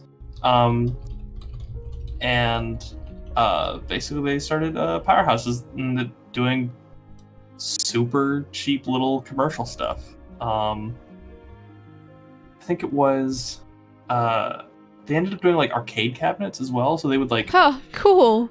build these wooden arcade cabinets and actually program these little games for them, and those would show up in the at like red carpet ceremonies as like this kind of gimmick thing. That's so They cool. did that for a while. That was one of the ways I think that they met Kevin Smith. That was interesting, which then led to Clerks, working on the animated Clerks segment. Oh, so the relationship with Kevin Smith goes like way back. Oh yeah, That's I know. super I know cool. some more about that story, but I don't think it's my place to tell that. Yeah, fair enough. But there's definitely an entertaining story. If you're ever in person with us, I'd be happy to share it with you. Yeah. Or maybe have Brad tell it himself. But yeah, like Powerhouse for a long time. I mean, like Castlevania season 1 didn't come out till like 2016. Yeah. And so for a long time it was super cheap. Like it was, I joined like 9 years ago, so it was like Jasper the Mule. Yeah. It was like one of our first big jobs was Epic Mickey, which seems so tiny in comparison now, but it was huge I for mean, us back then. I think that's huge. How did you guys land that job? Did you have to pitch against a bunch of other companies? I think it was because of our relationship with Junction Point. Junction Point was the gaming company that made Epic Mickey. And there's a lot of game companies here in Austin, Texas. And so like a lot of our work kind of came from those various game companies. So we would go to like GDC, Game Developers Conference, things like that, a lot to get work. And I worked on the second Epic Mickey. The first one was done by Sam Dietz and Megan Cluck, were I believe the directors in that project. And that one was done entirely in Flash. Backgrounds, animation, compositing, in Adobe Flash. Wow. In like 2009 or something. That's when I graduated. Yeah. So like, and even then, like even on Epic Mickey 2, it was like, now we're on series and we do things so much more. There's so many more hands in the pot, and so it's like I'll do an in between on this sequence, but we'll have like 10 board artists who are all working on like that same sequence, right? So like it's a lot more people. Whereas like on Epic Mickey 2, they would just like hand you a sequence. You're doing cutscene 4. Oh, what am I doing in it? You're just doing it. Oh, okay. I guess I'll go get that done. And so, like, if you watch Epic Mickey 2, you can tell which cutscenes I animated on and which ones my friend Kellen animated on, because we would just do the whole thing, and we had a distinct style, and no one was really checking it. So if it's ever like really like full of symbols and kind of very bouncy, that's probably Kellen. And if it's much more fluid, classic Disney kind of squash and stretch style, it's probably me. That's super cool. I want to look over them now and see if I can spot the past scenes. I did a lot of the mad scientist singing scenes. But yeah, Epic Mickey 2 was like my first gig, and it was from then that things started to go a little bit more towards the like more detailed style of animation, where we picked up Banner Saga after that. I was gonna say, yeah. Yeah, Banner so Saga's short Epic minutes. Mickey kind of would have sparked that. People would have been like, hey, these guys can animate. Yeah, and that was like where I really cut my teeth on Banner Saga. I pushed a lot of my animation sensibilities on that. The animation You're for that right, my was friend. beautiful. For using Flash. Oh, thank so you. sorry. Yeah, I remember seeing the trailer for that and being like, holy crap. Elaine just threw bits at us because you use Flash. She's like, for Aw. using Flash. I'm so sorry. Oh, well, we don't deserve those bits. Pat deserves those bits. I made a game in Flash. Okay. The story, the company I worked for, then the story I just told, we used Flash on a Oh yeah. Nice. on the game. Ooh, 300 bits. Yay! It's a good amount. So yeah, continue. I want to hear what happened after Banner Saga. Oh, so Banner Saga that cued in, what we call as the Rise, it's the Powerhouse Rise, and that was the increasing, what's the word I'm looking for? Like the clients were more well known. We slowly got jobs that were more complex, more complicated, more high fidelity animation. So we were also going through our motion comic. We were doing a lot of motion comics at that point too. So we were doing things like DC Universe Online. We were doing lots of cutscenes for games. So like basically like, we had moved from doing little webtoons, commercials for like Ruffles chips and stuff like that on TV. We had moved from that to doing and doing like little straight to DVD kids film stuff, like really like anything we could get. Then moved up to doing a lot of video game stuff. So we were doing cutscenes, we were doing game assets, we were doing web games, and that culminated at the top of that. We were doing things like Battle Chasers. Trailer for Battle Chasers was one. List. Agents of Mayhem. I was on I think it's a YouTube channel called Hobbs Sakuga, maybe. And in one of their recent videos is your Battle Chasers robot. It's like in a whole bunch of Sakuga examples. Really? Yeah. That's awesome. That guy was fun. I think that was my first impact frame. Was on that one. Ooh. But yeah, that was kind of like our peak video game, like high fidelity or like super complex animation, right? And at that point, we were starting to explore pitches and explore, things like that. And I don't know the origin stories or I don't know how much I could talk about the origin stories of Castlevania. Yeah. But it was, all I can say is that it was like we had done a pitch for it, obviously, and like Sam led that, and when we got it, it was like this huge deal. Yeah. And that then brought into Precipice, which was when if Castlevania Season 1 didn't do well, we were in trouble. And we were also still doing a lot of those high fidelity game animations. And so I'm pretty overworked now, but I was really overworked back then. On season 1 of There's- Castlevania. Not just that, there's just everything going on. And Yeah. I was kind of one of the few. I'm a very versatile animator. And so I found myself needed in a lot of different departments. Mhm. And I was trying to help out with as many people as I could. And that led to a lot of sleepless nights. Would you Yeah. say that was like down to your own kind of like? Would you say that's like you were like, I can help out, or were they turning to you to help solve a lot of So problems? like a little bit of both. Yeah. Yeah, that was also the time that that's when I met Spencer. We started animating together, and that was for me when my animation really started taking off into new and interesting directions. And yeah, and then that Castlevania led into Monos, led into Henry Danger, led into what I'm working on now, like led into all sorts of things. And here we are. Yeah, San Renia says the sheer amount of raw talent in here is staggering, and I just want to relay the fact that a few years ago, Patrick was invited into our Discord server by one of the members in there, and for the first few weeks, Patrick was just like, "Heyo, how you doing? I'm streaming my film, and I'll be in the voice chat if anyone wants to talk." And then I'm pretty sure for the first few weeks, everyone was a little bit intimidated by you, Patrick. Yeah. They're just like, he's so cool though. So How dare you?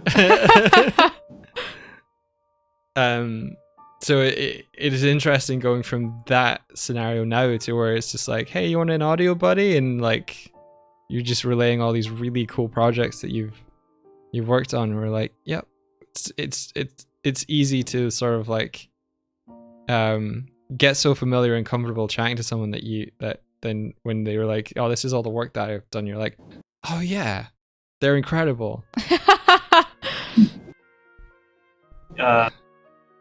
Speaking to that, he's in the chat right now. Hardik sent me a really entertaining GIF the other day of something I actually looked over and reviewed in 2016. Oh, really? That he had sent me. Yeah, he sent me a little Sonic animation. Oh yeah. He did this little Sonic animation. That was only like 3 or 4 years ago. Yeah. Howard's come a super long way. And now it's like, now I look at his animation for like inspiration. Yeah, likewise.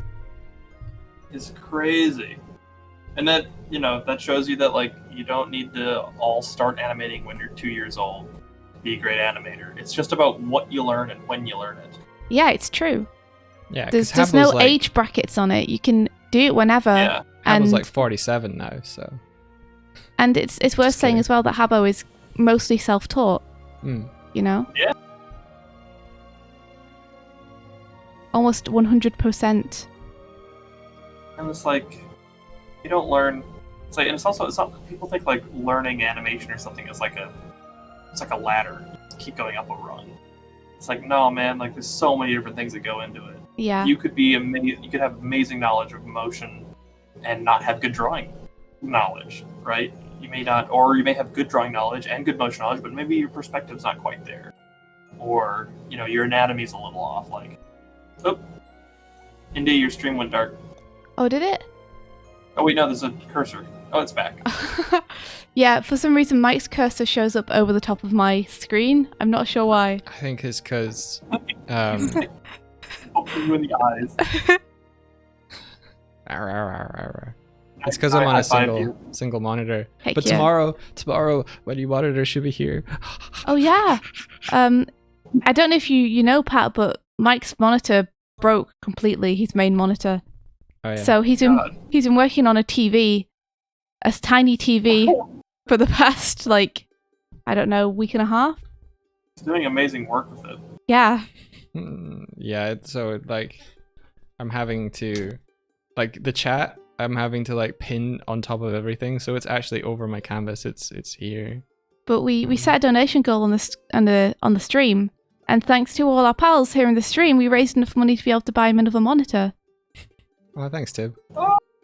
Yeah, you guys are awesome. Thank you. Yeah, thank you so much. It was we were playing Sonic as a celebration of reaching 1,000 followers on Twitch. Yeah.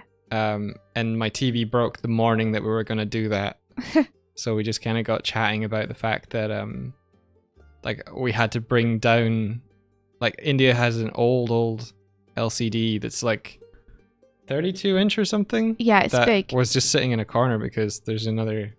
Declan already had a TV, so we set that up on my desk and it dwarfed it completely.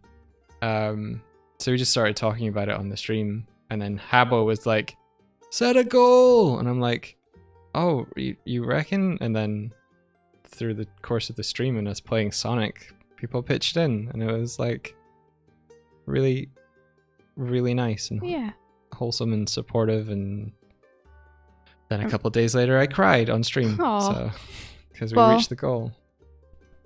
Rest assured, guys, that we'll be using it, or well, Mike will be using it every single day. For the next 10 to 20 years. Yeah. Because when I first went freelance, way back when in like 2011, I was like, it's cool. I'm gonna get enough work, and then I'm gonna be able to upgrade the screen that I've had for like, I think at that point maybe 2 or 3 years. But I originally bought it to play Halo on. And I was like, I should probably invest in getting something that, you know, is color accurate and is a professional piece of kit. And 11 years later, I was still using the same monitor because I couldn't justify the expense of getting a... Sometimes if it's not broken, it's really hard to convince yourself it's worth replacing. Yeah, so that... How much was the monitor? How much what? What's the monitor? How much?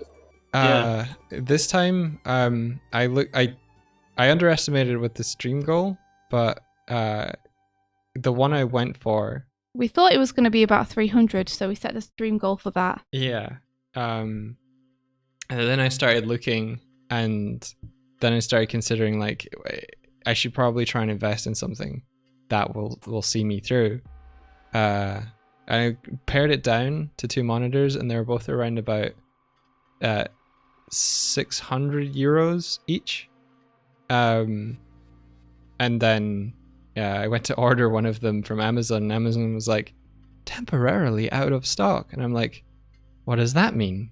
And then I was like, oh, well, I guess I'll go for the other one. And then I was like, temporarily out of stock. And I'm just like, Amazon, what are you doing? So eventually I figured out that I could buy one direct from the manufacturer. So I did that. So it cost us 700 because it was slightly more expensive from them. However, their delivery was like two-day delivery. So I was like, I'll take that.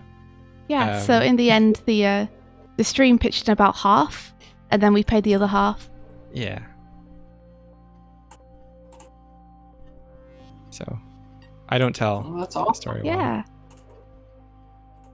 Managed to get a really nice one, and I'm super excited to see you unpack it tomorrow, Mike, and see you with 2 monitors again. That's right. Pablo was saying Declan helped too. Our flatmate saw that I was Raising money? raising. Yeah, sorry, that was raising money to try and get a new monitor, and he pitched in for a big dono. Yeah. Afterwards, he was like, you know, I want to see you doing cool work again. So, Aw. Declan's a good guy. Yeah, he is. You record that unboxing. Oh no, no. I am going to take pictures of Mike with his new monitor. No. You know, frolicking in fields and stuff. As long as there's a cute kitty cat in the video too. I think we can arrange that. The gaming monitors, there's kind of 2 schools of thought on monitors. There's real response time and like contrast, which is like the features you look for in a gaming monitor. And then there's gamut and like reduced screen flicker and things like that for a like a digital artist kind of monitor. And I went with features that had tried like reduced screen glare and flicker, so it wouldn't hurt my eyes for looking at it for so long. And the color accuracy just bumped it up. So there's like, you could get a decent monitor for like 200 euros, but I wanted to get something that I could make sure that when I'm working on future videos, future animations, future film, like that what I see on my screen is gonna replicate well on others' screens, you know? Like you're future-proofing yourself for the next 10 years, essentially. Yeah. Yeah, so that was my adventure. But to round it out, like, it's taken me 11 years to get around to buying the monitor that I was like, this year I'll invest in myself, and then have crawled my way through career trying to do so. Like when I got employed at Sega Hardlight, and I was on more of like a monthly salary, that was the point where I was like, I'm gonna get new kit, but I opted for getting a new desktop, new PC, which has now lasted me like 5 to 6 years. So yeah. You guys have stopped talking, so I'm gonna stop talking. I was just letting you go while I take care of this colouring. Like, it's nice to listen to these stories and stuff while I'm doing stuff. Yeah. Doing your colorings. Yeah. Colouring my pictures. But yeah, that old monitor is the one that I did all the colors for both Night Runner and Starlight on, so you say it. You're right, my A lot friend. of history on that monitor. Yeah, a new monitor. See what color you can do with a new monitor. Yeah. How long do you think it'll take you to? Oh my god, you got gifted 1,000 bits. Whoa, Lady Amy, thank you. Thank you so much, Lady Amy. She says, hell yeah, new monitor. Heck yeah. Tiff says, Doig talking while India colours. How the twists have turned. Aw. You guys know, like, I didn't. The monitor was like a one-off. Like, it literally died, and then that Palber was like, "Let's start that dono goal for a new powerful desktop PC." Oh man. It's like, I don't want to. I don't want to make ass of my friends like that.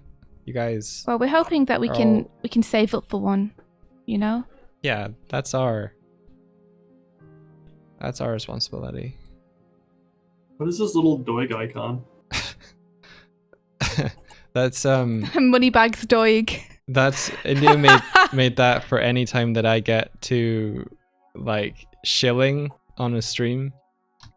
She's just like, stop shilling, Doig. I call him Manager Mike because whereas I'm always just focused on making the stuff, Mike is the one focused on like promoting it, making sure it gets seen, like shouting out the Patreon and stuff. So I made him a little Moneybags Doig emote. Oh my god. I love these emotes. Thank you. Wait. Oh yeah, your new emote, Mike. Is it ready? Is it ready? Mike just did one yesterday. Oh? It's not yet. Oh, it's not approved yet. Wait, what do you mean it's not ready? How did you not know it wasn't ready? Well, you submit it and then it goes into a pending state and then it needs to get approved because they want to By make Twitch. sure that you're not uploading butts or boobs and stuff. Yeah, so the only way you know that it's approved is by trying to use it. Gotcha. I made a really grumpy bear emote yesterday. It's, you know, my icon on Discord is that grumpy bear now, Patrick. Oh, is that what it is? That's the new emote. So angry. It's so angry. Thor says you'll save up faster if you let us help. Aw. You guys are too nice. No naughty bits, only Twitch bits. Only Twitch bits. No matter how you slice it, it always sounds weird. The Doig equals Kanamori metaphor was mind-blowing. Yeah, we've been watching that Hands Off Isaacin, Patrick, and one of the characters is the producer of the trio. So you've got like producer, and then you've got director, sort of archetype, and then you've got the animator that just wants to animate everything to the highest fidelity possible. And the way that they, thanks for the follow.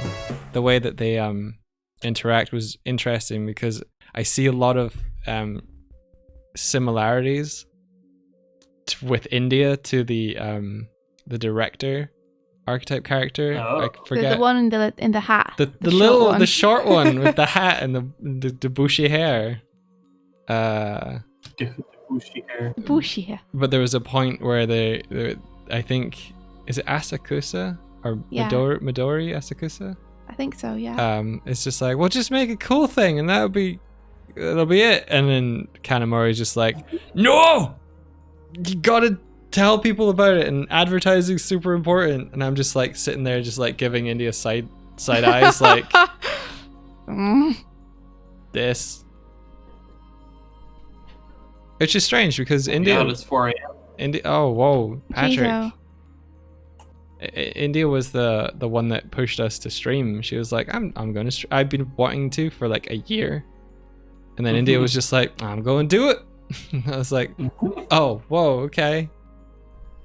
Wow. Yeah, I just gotta do it. Also, Midge is looking great. Thank you. I just finished getting her colouring done. You just finished coloring her. Shadows. Put that light. Oh, It's a bit hard to see. Hold on. They trade safe. can you put a blending mode on the lighting layer? How would I do that? Oh, it's in the node setup. Okay, how? Okay, bring up your node view, and then Here's my lighting.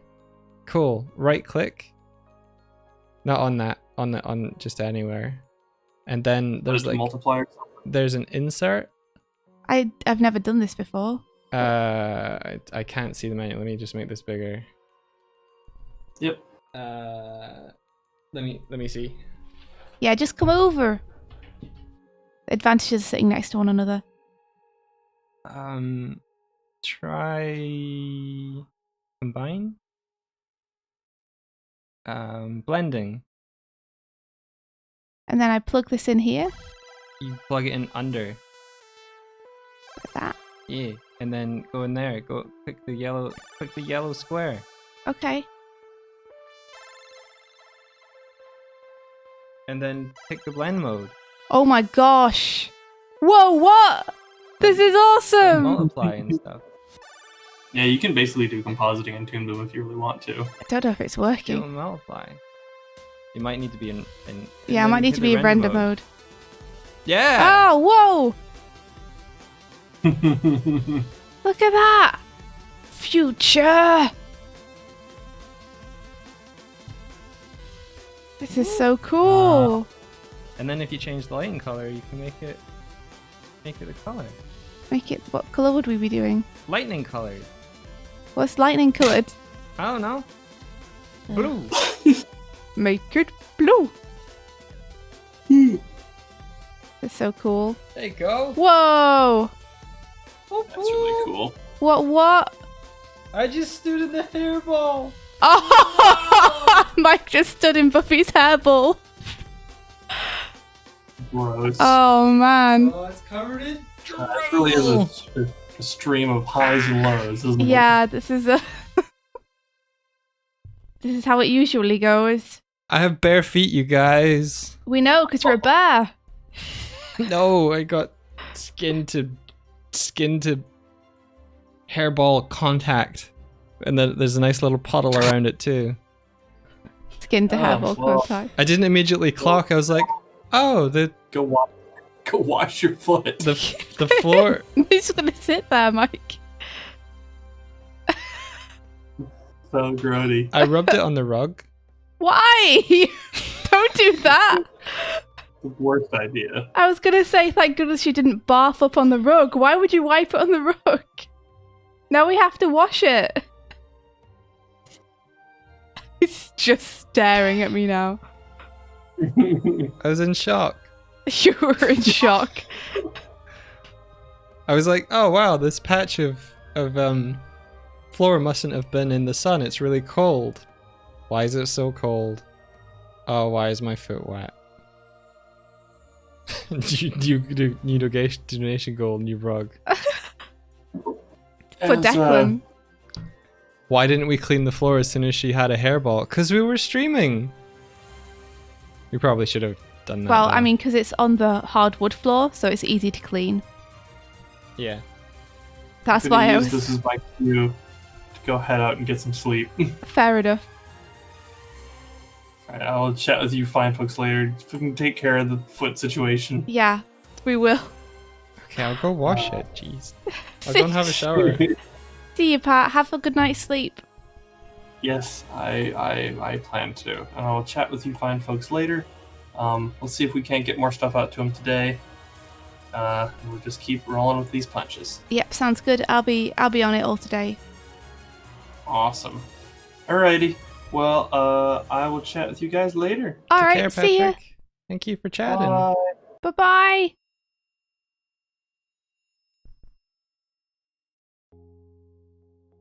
Oh wait, so maybe everyone seems more grossed out by the fact that I stood in cat drool and hairball than I am.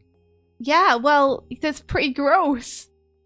It's pretty gross, man. You need to have a shower or something. Oh, I'm gonna I have can't believe you wiped it on the rug. Of all the places to wipe it. My foot was wet though. To be fair, Your foot was wet, though. To be fair, You couldn't just, like, get some toilet when paper. I realized that I'd stood in it, I took a step forward out of it, and the step forward was onto the rug. So I didn't purposely go like, No, and you then... just told me you wiped it. I know, I said that for effect, though. Alright, as long as you didn't, like, wipe it on the rug. Wipe it on India's back. I'm like, no!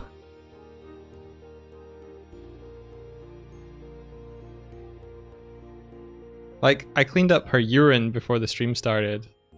So I'm a little bit, like, desensitized to this cat's messes.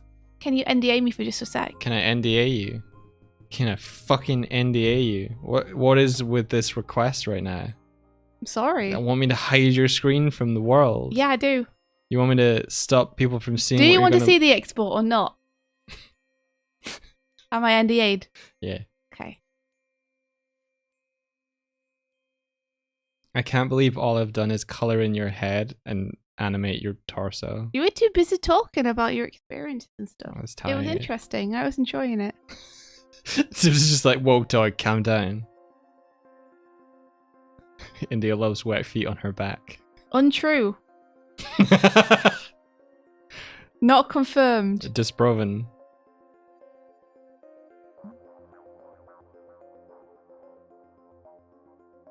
So you guys think I should try and get an AMD computer next? I think next time. So I had some ideas. I'm gonna run by you. Moneybag Doig at the standby. I was thinking before the monitor broke and before Corona hit and everything. I was thinking of doing like either a really as a means of trying to raise money for computers for India and I, either a really tough game 100% complete thing, or like maybe, you know, the Path of Pain or something like that from Hollow Knight stream, where it's like go stream till it done.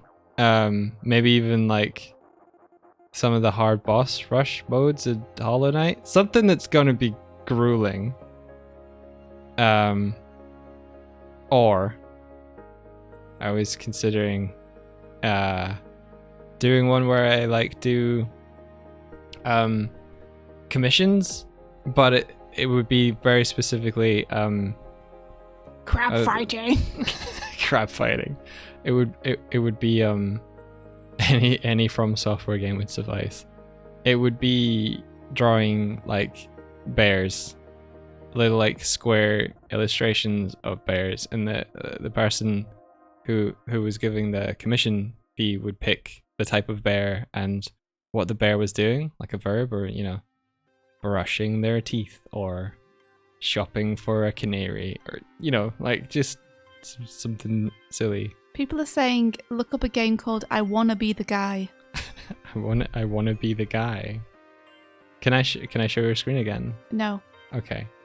Is it exporting or something? It is, yeah. Okay, I'm gonna bring this down so I can see the chat again then. Crab fighting, the hardest game. No, don't play I Wanna Be the Guy. What's I Wanna Be the Guy? Oh, we've still got a little bit of waviness going on there that I can fix. Okay, Mike, you can show my screen again now. Oh, it's brutal. Okay.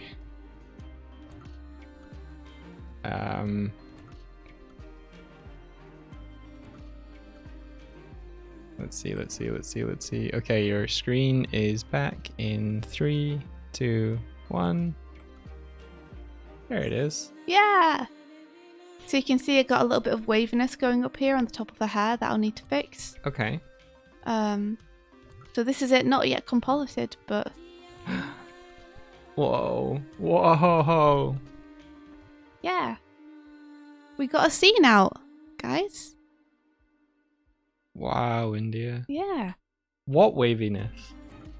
If I pause it, see this up here? Hmm? On the top of the fringe. There's like a kind of jagged nature to the line there. Oh, In fact, I can show it better here because I can just zoom in. Okay, and you just need to... Oh, right, okay. Yeah. So I'm just going to neaten that up a little bit. Okay, so it's not like it's flickering anything. The full series will be done in no time. Yeah, this only took me like weeks and weeks.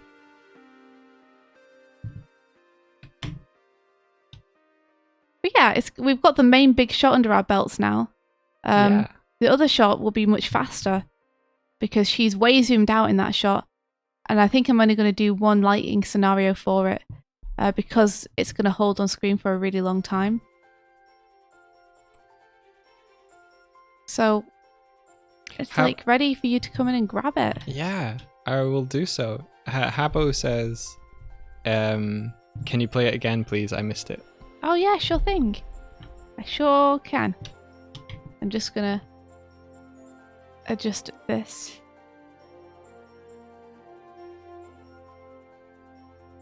There we go. I Want to Be the Guy is a memorization game where everything is a death trap. You need to draw Doig stepping on wet fur balls now. Maybe is it Battle Kid brutal? You guys seem to be more inclined towards the play a tough game thing.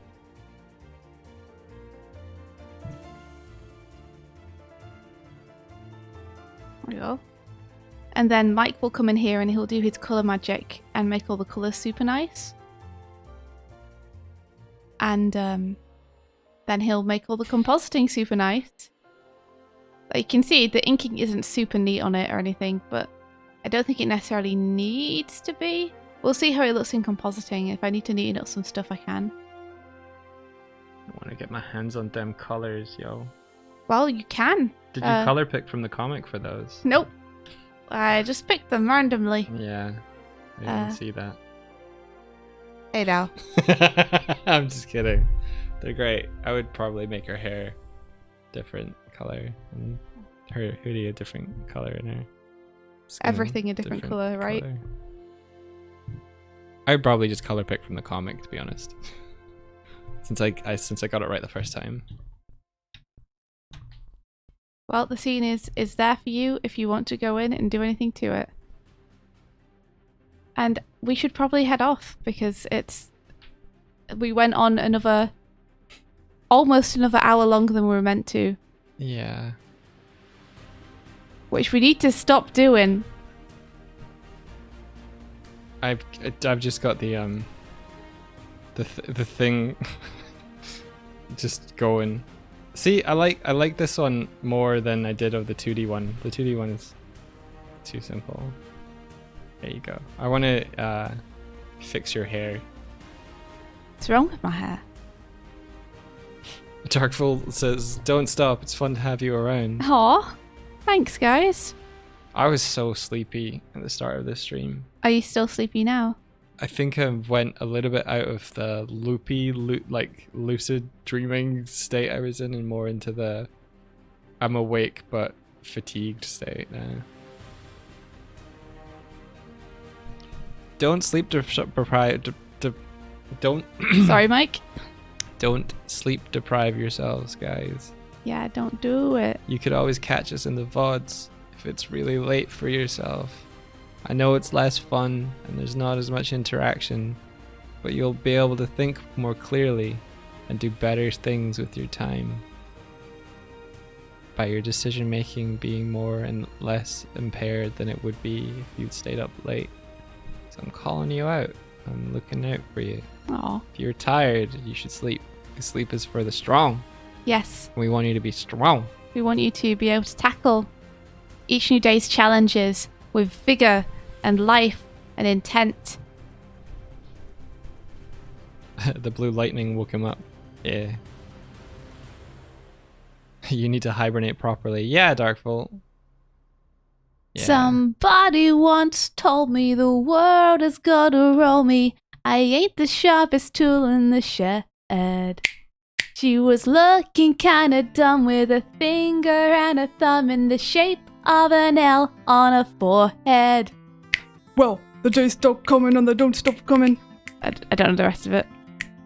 Somebody's up, and we hit the ground running. Doesn't make sense not to live for fun. Your head gets smart, but your brain gets dumb. So what's wrong with taking the back street? Don't go to the Backstreet Boys reunion tour. You never know if you don't go. You never shine if you don't glow. Hey now, you're an all-star. Get the stream on, go play. Hey now, you're a rock star. Get the show on, get paid. When all that glitters, it's gold. Only shooting stars break the mold. Anyway.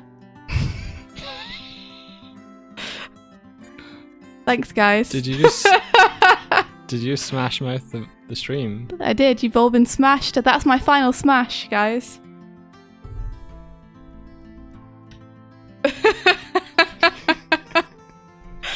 Well, I guess it's time to end the stream. We've got to smash mouth, so we should probably stop. Adam in Spandex like, the art stream is over. The music stream begins. Now it's time to jam. You are a really good singer, India. You are too kind, Michael. No, I'm just enough kind. You're far too kind. No. For me. Far left kind? Lowly peasant woman. You're not a lowly peasant I've never woman. sung a day in my life. You're a lowly pheasant woman. You bird. Alright. We are gonna go. I've done this scene. It's done! I'm moving on with my life. Twitch sings when? Powbrow, I'm on there. I'm on there and I do it offline. I'm too nervous to do it online. But maybe I will. Maybe I will. Elaine says, "You sing good, girl." Thanks, Elaine.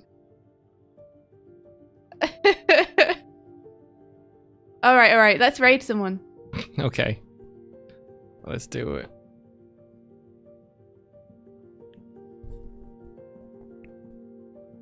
Get your tiny hand on my screen. I like that someone said that this animation gets funnier the more they look at it. That's what I want. Okay. Yeah. Bring up the official Keanu Reeves is now following us, guys. Whoa! Keanu, we're huge fans. Thank you for coming by. I can't believe Keanu Reeves is following us on Twitch. How you doing? Where do you take a person who's been injured in a peekaboo accident? To the ICU. That's good. That's good. Only the official Keanu Reeves would come up with such a good joke. I'm so glad that you're following us so that you can provide us with all of these great jokes. Yes, thank you.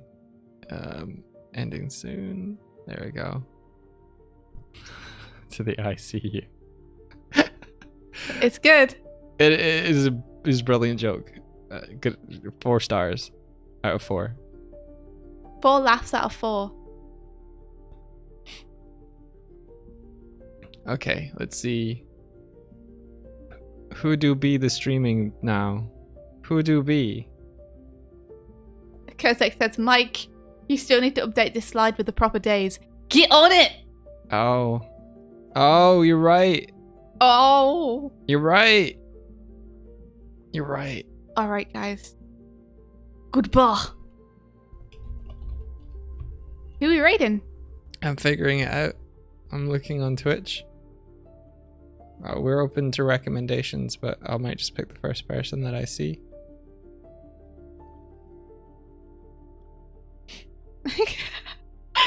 Keanu Reeves says, "Hope you're keeping safe. Stay breathtaking. You're breathtaking. You're breathtaking." Thank you, Keanu. You as well. Look after yourselves, everybody. Let's see.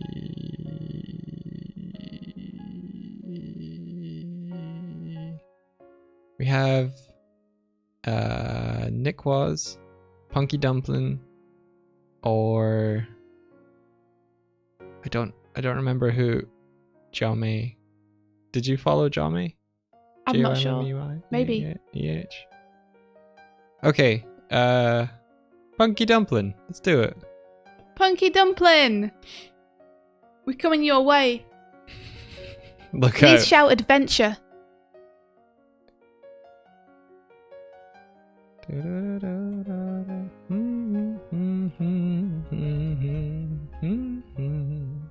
Ooh. The official Keanu Reeves waits patiently to raid. Thank you guys for being patient with us. Starting the raid. Alright, here we go. Woo. Thank you guys so much for hanging out with us. Thank you. And we'll be back. Tomorrow. Is it Thursday? It's yeah, Thursday. We'll be back tomorrow. And may the rest Of your day. be filled With adventure. Take care, everyone. See you guys later. Bye-bye. Bye-bye. Bye-bye now. Bye-bye. Bye-bye. Goodbye now. Bye-bye now. Bye-bye. Bye. Goodbye. Oh, wait, I have to hit the button.